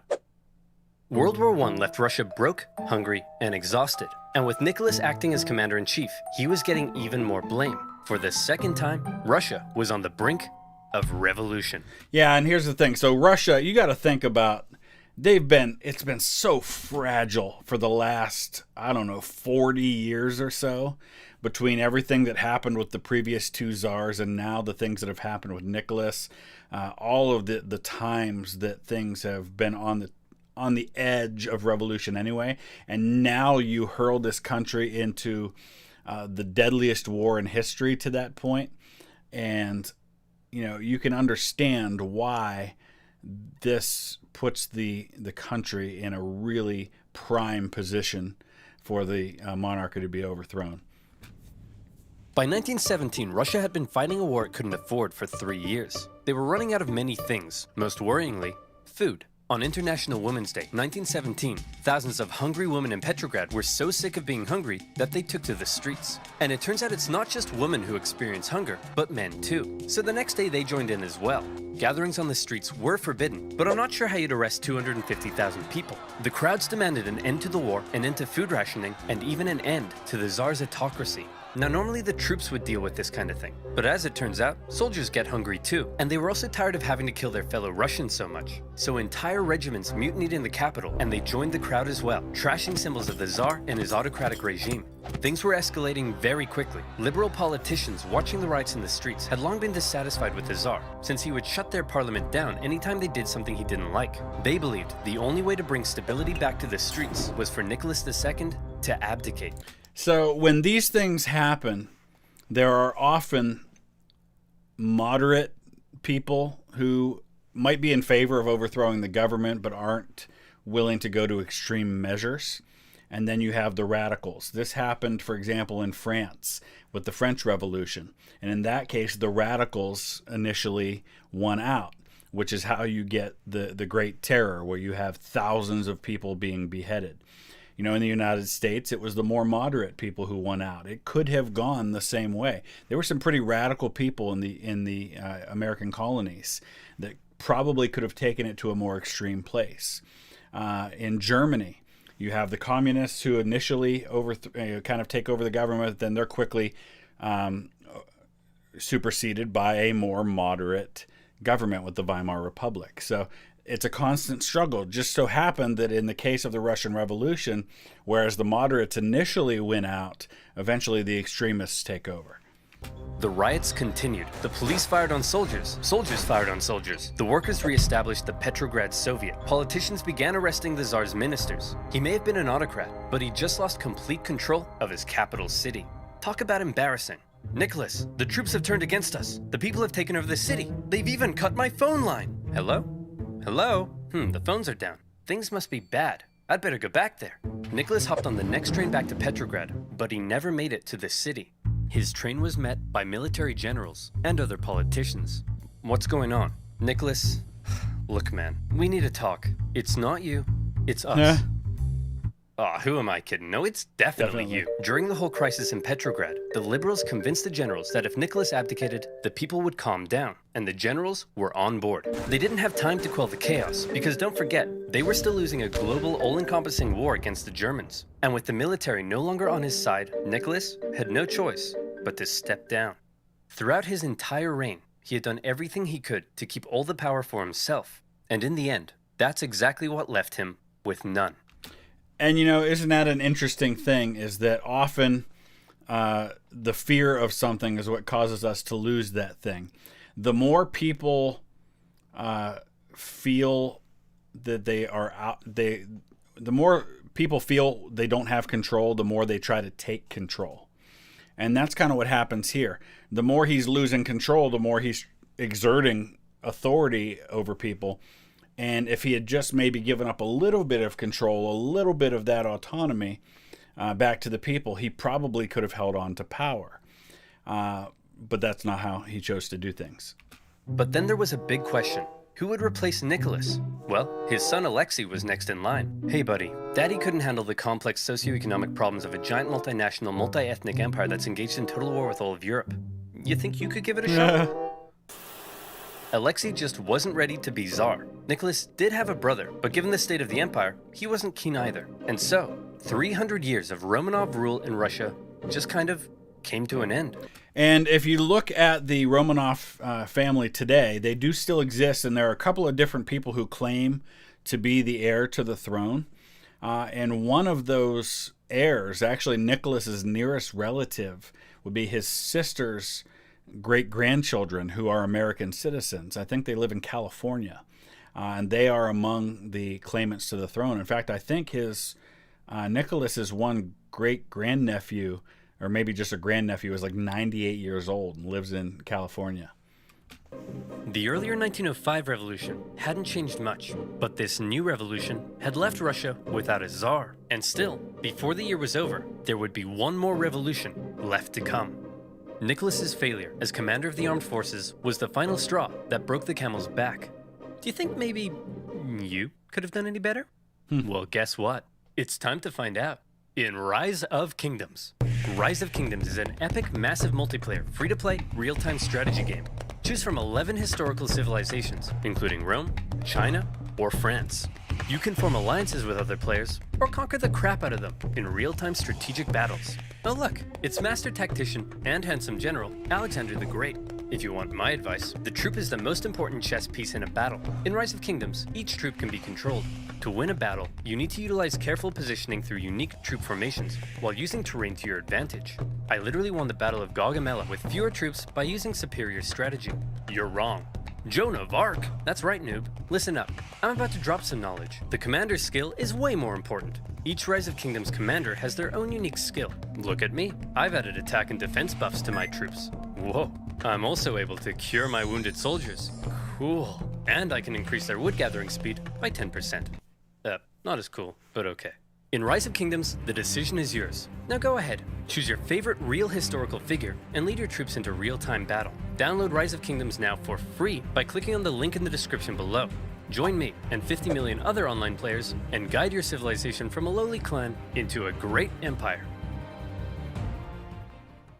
Now where was I? Oh yeah. Hungry woman, absolute chaos, and the end of the Tsar. Oh, hey guys, says here there's been a revolution, and the reign of the Tsars has ended. Oh, come on, I missed another one? Why am I even in this video? Well, it's not like you could have done anything. As long as there's a world war, you can't get back to Russia. Yeah? Who wants to start a revolution? Dang it! Despite getting rid of Nick, Russia was still at war with half of Europe. The Germans, however, had an idea. They thought that if they helped Lenin get back, he would cause trouble for the new Russian government. So they put him on a train, destination, Petrograd. It was a long journey, and while Lenin was cooped up in his train, things in Russia were changing. Workers were taking control of their factories. Soldiers were socking it to their mean old officers. Without a Tsar, a big old power vacuum had opened up.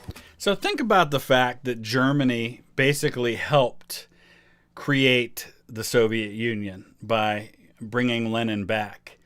And imagine how that became a thorn in their side a generation later when the Soviets kind of became Adolf Hitler's mortal enemy. And it was something that they created in the first place.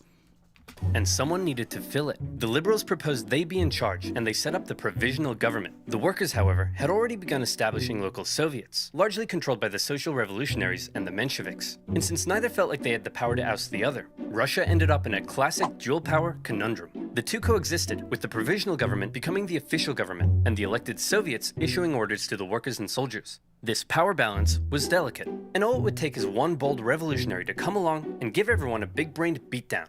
Oh boy, Lenin's coming home. I can't wait for him to see all the great things we've accomplished. And I'm gonna show him my fan art. Oh look, here he comes now. Shut up, shut up! You all suck! The provisional government sucks, the Soviet sucks, even your fan art sucks! Why does he have to be so mean? In case you couldn't tell, Lenin wasn't a fan of everything that had been happening. In his April theses, he called the provisional government and the Soviets a bunch of big bourgeois bozos. And he kinda had a point. There was still a lot for the Russian people to be mad about. The provisional government hadn't got Russia out of the war, the people were still hungry, and the peasants were still hoping to get more land. Meanwhile, the Soviets hadn't done much to change things either. So it's funny how this happens. You often get rid of one government and replace it with a new one, and really very little changes except for who's in charge. I'll give you a perfect example after the English Civil War, when They fight against the monarchy, overthrow the monarchy. They put Oliver Cromwell in charge, and he's basically a monarch in name, in everything but name, to where when he dies, the office of Lord Protector, which is basically a monarch without a crown, went to his son briefly after that. So very little changed. You just had a different name for the person in charge. But even though they weren't perfect, a lot of people did like what the new government had been doing. There was progress. The secret police were disbanded, the death penalty abolished. They even planned to hold elections, meaning for the first time ever, the Russian people could choose their own government. So think about the things that change here, because think about what's going to happen when the Soviets take over. Free elections, abolishing the death penalty, getting rid of the secret police. Well, what are three things that Stalin did a lot of? Didn't do free elections. A lot of people got executed, and they most definitely had secret police. So they basically just reversed all of it when they went to the Soviet Union. To many, Lenin seemed like some out-of-touch weirdo. If Lenin wanted to go from whiny irrelevant zero to a hunky communist hero, he'd need to shake things up a bit. So he and the Bolsheviks came up with a hot new slogan that promised to give the people what the provisional government wouldn't. Peace. Don't like war? We'll end it. Land. You want land? We'll give it to you. Bread. Hungry? Scooby-Dooby-Doo. Lenin also called for all power to the Soviets, which meant getting rid of the provisional government and having the Soviets run the place. A communist dream. The people liked these slogans, and bit by bit, the Bolsheviks became more popular. Some Mensheviks even began switching sides. But even though the people thought Lenin's slogans rocked, as long as the provisional government didn't mess up, they'd continue to support it. So let's check in on the provisional government. Oh, provisional government. You've made a big mess. The provisional government lasted for just 9 months, but those 9 months were chaos. The people wanted Russia out of World War I, but Minister of War Alexander Kerensky thought instead of doing that, why not do the exact opposite? If the people saw more Russian victories, they'd have to support the new government. So here's another classic situation where people will turn to the extremists to get what they need.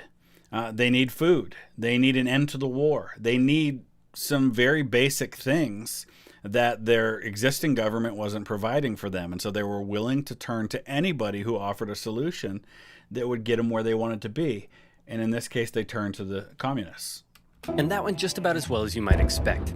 These heavy defeats worsened the Russian economy and made the hungry people hungrier. And by now, I think you know what comes next. They trashed the place. More looting, more rioting, more violence. It was like the Tsar had never abdicated. Tens of thousands of armed workers took to the streets during some of the worst violence Petrograd had seen yet. And in response, Kerensky called in the troops, who opened fire on the demonstrators. For now, Lenin and other Bolshevik leaders wanted to distance themselves from the violence. So this is basically exactly what happened with the Tsar. Once again, you've got rioting in the streets. Once again, you call in the troops, and they're killing civilians in the streets. Nothing has changed. But the crowds marched under Bolshevik slogans, and as a result, Kerensky, now the prime minister, took the opportunity to stamp down on the Bolsheviks. Their leaders were arrested. Lenin was accused of being a German agent, and he was forced to flee to Finland in disguise. This sucks! Now I'll never get to have my revolution. Why are you wearing a dress? It's a disguise, idiot!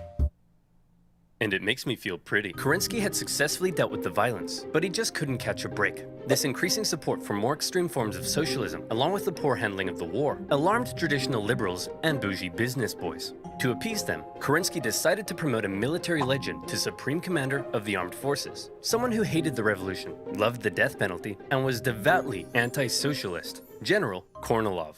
Hey man, thanks for the promotion. That was real swell of you. Of course, with you by my side, who would dare try to overthrow me? How about Me? I did not see this coming. Unfortunately for Kerensky, Kornilov hated the liberal and socialist reforms of the new government, particularly the dumb socialist soldiers' committees. The army was no place for undisciplined left-wing snowflakes. Fearing a Bolshevik takeover was imminent, Kornilov ordered his men towards Petrograd to oust the Soviet and take over. Kerensky freaked out, and he needed help. Since he knew Trotsky was finger-licking good at organizing, he... So, finger-licking good, obviously, that's a reference to the fact that Trotsky looks like Colonel Sanders from KFC. Kerensky freaked out, and he needed help. Since he knew Trotsky was finger-licking good at organizing, he and other Bolshevik leaders were released, and they, along with the Soviet, organized the defense of Petrograd. Kornilov had the power of soldiers, but the Soviet had the power of workers. and they did what workers do best. Railroad workers diverted Kornilov's men away. Telegraph workers messed with his communications. They even infiltrated his forces and encouraged the demoralized men to desert. They were also armed en masse, but in the end, no fighting was necessary because Kornilov's coup just fell apart, and Kornilov was sent straight to prison. Everything was coming up Kerensky. Hey, thanks for the help, boys. Couldn't have done it without you. Now that there's no longer any threat, how about you, return all those guns I gave you? No. So you can see it's a comedy of errors. He basically creates the conditions in which his government gets overthrown by equipping and arming and providing the opportunity for the very people that end up doing it. Oh no! In order to kill a rat, Kerensky had just given a gun to a bear. A Bolshevik bear. The whole affair was a huge propaganda win for them. They had defended the revolution, and their popularity skyrocketed. They found themselves elected to the Petrograd and Moscow Soviets, with Trotsky even becoming chairman in Petrograd. They were now in a very powerful position. Almost powerful enough for Lenin to return home from Finland and finally stage his long-awaited communist revolution. The Bolsheviks began planning their takeover of the Russian government. Some got cold feet and began arguing against Lenin's armed revolution in favor of a more peaceful approach, and they even wrote newspaper articles about it, which kind of gave the whole scheme away. The Bolsheviks are planning an armed revolution? I did not see this coming. Kerensky began arresting Bolsheviks, and as a result, Lenin and the boys felt they had no choice but to commence the revolution right now. Lenin was back in Petrograd, but was still in hiding, so Trotsky got the ball rolling, using his position as Soviet chairman to organize the Bolshevik militias. Now, if you were to ask Soviet artists, the revolution went something like this. As much as they would like you to think it was a glorious, violent, heroic takeover, the truth seems to be a little more underwhelming. And I should point out, too, that you notice that Trotsky is the guy who kind of gets the ball rolling in favor for Lenin. And again, this is a situation where, although it's a while down the road, Trotsky is equipping the means of his eventual demise of his own.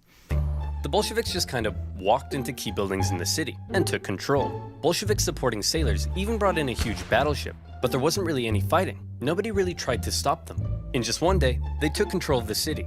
Next, Kerensky just managed to escape before the Bolsheviks surrounded the Winter Palace, placing the provisional government under siege inside. Is it safe to come out yet? I think so. Fear my revolutionary might! Give me that. That night, Lenin came out of hiding to play a bigger role in the revolution. With him back at the helm, they had one more job to do: storm the Winter Palace and arrest the provisional government. And here comes the final showdown. The palace was defended by a force known as the Battalion of Death. Probably not the people you want to go in and attack, right? I mean, the Battalion of Death. You can imagine how that's going to go. Who immediately gave up and just... Wait, okay, I wasn't aware of that. I was expecting something a little different there. They just gave up. Okay. It's like that. Lenin had won.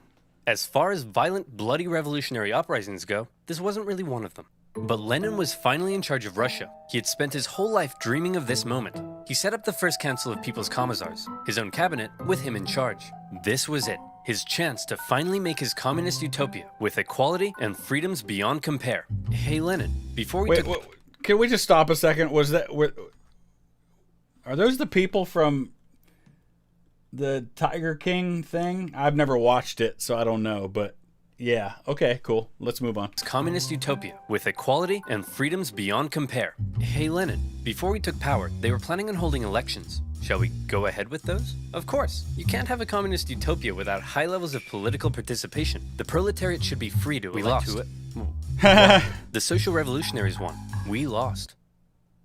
Those don't count. Lenin claimed the elections were unfair, and the Constituent Assembly they created was counter-revolutionary. He presented the new assembly with a motion that basically said, sign here and give up your power. And when the assembly was like, no, Lenin said, see, they're disobeying me. Proof they're counter-revolutionary. Shut it down, boys. Moderate socialists and others weren't happy when Lenin had the assembly closed by force, and when campaigners began taking to the streets, they were fired upon. For Lenin, setting up a communist utopia was looking suspiciously like setting up a dictatorship. So here we have a third straight government that fires on people in the streets that disagree with them or that protest against them. It doesn't seem to matter who's in charge. They get the exact same result. While he was implementing many of the communist policies you'd expect, he was also refusing to work with other political parties and cracking down on opposition. Hey Lenin, are you setting up a dictatorship? I'll shoot you if you are. Of course not. What a crazy theory. Anyway, I'm pleased to announce I'm setting up a secret police force to repress and kill traitors. And by traitors, I of course mean anyone not loyal to me. Owie, owie, owie, owie, owie. The assassination attempt made on Lenin's life in August 1918 failed, but in response, the Bolsheviks ramped up their oppression. But while all of this chaos was erupting back home, Lenin and the boys were also distracted by another problem. They were still at war with the Germans, and they had promised to give the people peace. So Lenin made Trotsky Commissar for Foreign Affairs, and sent him off to negotiate a peace deal with the Germans. The Germans offered Trotsky really harsh terms, because they were winning the war. They demanded Russia give up a butt-ton of land, something that would be devastating to the economy. Look, I know it's not great, but I think we have to accept it. Are you insane? This will ruin us. Hey Trotsky, you got a big brain. What do you think? How about no war, no peace? What's that, Mr. Trotsky, sir? It's simple. No war means we'll stop fighting the Germans, but no peace means we won't sign the peace treaty either. Then, when the Germans say we've just stopped fighting, they'll have to leave us alone. So, simple enough, right? We'll just stop fighting, and what could possibly go wrong? Something. Trotsky, that's genius. I could kiss you. Do you want me to kiss you? Stop asking me that. Trotsky's no war, no peace plan was a huge success. Oh, wait, no, just kidding. It went exactly as you'd imagine. When the Germans saw the Russians had stopped fighting, they slammed 700,000 troops deep into Russian territory with no resistance. Now, the new peace treaty offered by the Germans was way worse, with Russia losing a huge amount of territory, population, and resources. The Bolsheviks had no choice but to accept, and Russia was humiliated. With Petrograd now in an exposed position, Lenin moved the capital to Moscow, just in case. Things really weren't going well for Lenin, and many people were extremely unhappy with the Bolshevik government and its actions. Lenin, you've pissed off so many people that they've united against you. We're under attack. Relax, we always expected some counter-revolutionary pushback. I think we can handle a few angry monopoly men. But Lenin, it's not just the monopoly men. Okay, who are we up against? Well, the liberals, the social revolutionaries, national separatists in Poland, Finland, and the Ukraine, independent warlords setting up chiefdoms, anarchist rebels, the Green Peasant armies, the Cossacks, the Caucasian states, the Baltic states, the British, the French, the Americans, and the Japanese. Oh, and a legion of Czechoslovakian soldiers seem to have taken over the Trans-Siberian Railway and stolen all the imperial gold reserves. What? How could this get any worse? Oh, and it says here your mother-in-law is coming to stay. No! A variety of anti-Bolshevik forces had united together to topple Lenin's government, and Russia descended into a full-blown civil war. And look at, obviously, most of where the words are, where it says Russian Civil War, there's very few people there. Most of the people live in the other half. But the vast majority of the country is against them. But they win. Now, the Russian Civil War was extremely intricate and would really need its own video, but essentially, the anti-Bolshevik white movement gained control of vast, underdeveloped areas, while the Bolshevik Reds controlled the industrial heartland. Using this to their advantage, along with the surprising military genius of Trotsky and the shocking disorganization of the White Army, the fortified Red Army gradually came out on top. It was an absolutely brutal conflict, with both sides committing horrendous atrocities. To maintain order at home, the Bolsheviks began the Red Terror, and the secret police would execute tens of thousands of suspected traitors. No one was safe from the violence, not even Nicholas. And you would think that when all this was happening, that you would get out of there as quickly as you could. And the Romanovs tried. They actually appealed to their family in the UK, and they were denied permission to flee to the UK. And of course, you can imagine how King George V and his family felt after Nicholas, his wife, and their children were all brutally murdered. And eventually they did allow the other survivors of the family asylum. Himself. You've probably been wondering what Nicholas has been up to this whole time. Well, after his abdication, he and his family were placed under house arrest. At first, they were allowed to live in their usual luxury, but after Lenin took over, their conditions worsened. The Bolsheviks were just holding on to Nick until they could work out what to do with him. And when the Romanov family had gone into exile and when they had been basically placed under house arrest, they had actually sewn a bunch of their royal jewelry into their clothing so that they could escape with it. And they were actually wearing a lot of that when they were shot. And some of those jewels actually were deflecting some of the bullets and made it a little harder to kill them. But the Civil War complicated things. The last thing they wanted was for Nick to be freed by the White Armies. And so, to stop this from happening, Nicholas's Bolshevik guards decided to act. It's not entirely certain whether Lenin ordered it, or if the guards were acting on their own volition. But on July 17th, 1918, with white armies approaching, they woke Nicholas and his family in the middle of the night and brought them into the basement. There, a drunken squad of Bolsheviks murdered the entire family. Nicholas, the last Tsar, once one of the most powerful men alive, had met a brutal end. And they buried them in two different places, I think, nearby. And it was only in the last couple of decades that they recovered the remains and identified all of them. And they've actually all been given reburials in a place of honor. They had a funeral for them. You can find the YouTube videos of them bringing the coffins in and having a funeral service for them. But after years of fighting and millions of deaths, Trotsky and his Red Army came out victorious. Wow, that was a close one. Okay, back to creating a communist utopia. How are we doing on that? Well, the Civil War helped create a massive famine and about 5 million people starved to death. There's massive inflation and the ruble is worthless. Hundreds and hundreds of kilometers of railway track have been destroyed. Disease and epidemics have killed 3 million. The population of Moscow and Petrograd has collapsed. Life expectancy has plummeted. Sailors in Kronstadt are rebelling. People are freezing to death in their... And Lenin, this is probably a good time for you to just die and leave it to somebody else. ...in apartments, and life has been reduced to a constant search for food and shelter. Whoa. Well, this just means I'll have to work twice as hard, day and night, to save the country. Have a stroke. Nothing will stop me, short of a couple of sudden strokes.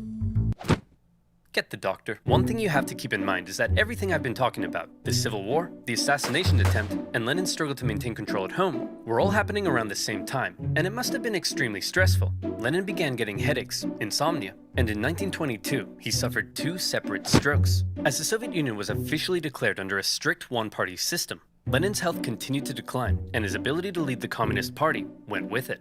Everybody assumed Trotsky would succeed him. He was a great speaker, he'd won the Civil War, and he had a dope-ass train. The last person anyone expected to take over was Stalin. And it was the last person Lenin wanted to take over. Lenin did not want to leave the government in Stalin's hands. But unfortunately, he had put Stalin in the perfect position within the government to where he could orchestrate a takeover of the government. Stalin wasn't a great intellectual like Lenin, or a charismatic war hero like Trotsky. He was, as one Menshevik described him, a gray blur. Someone who operated in the background. Someone who you might not even notice. But it was in the background that Stalin would rise to power. Here's how it happened. After the revolution, all the Bolsheviks hoped to get a cool job in the new government. What did you get? Commissar for War. Sweet! What'd you get? Secretary.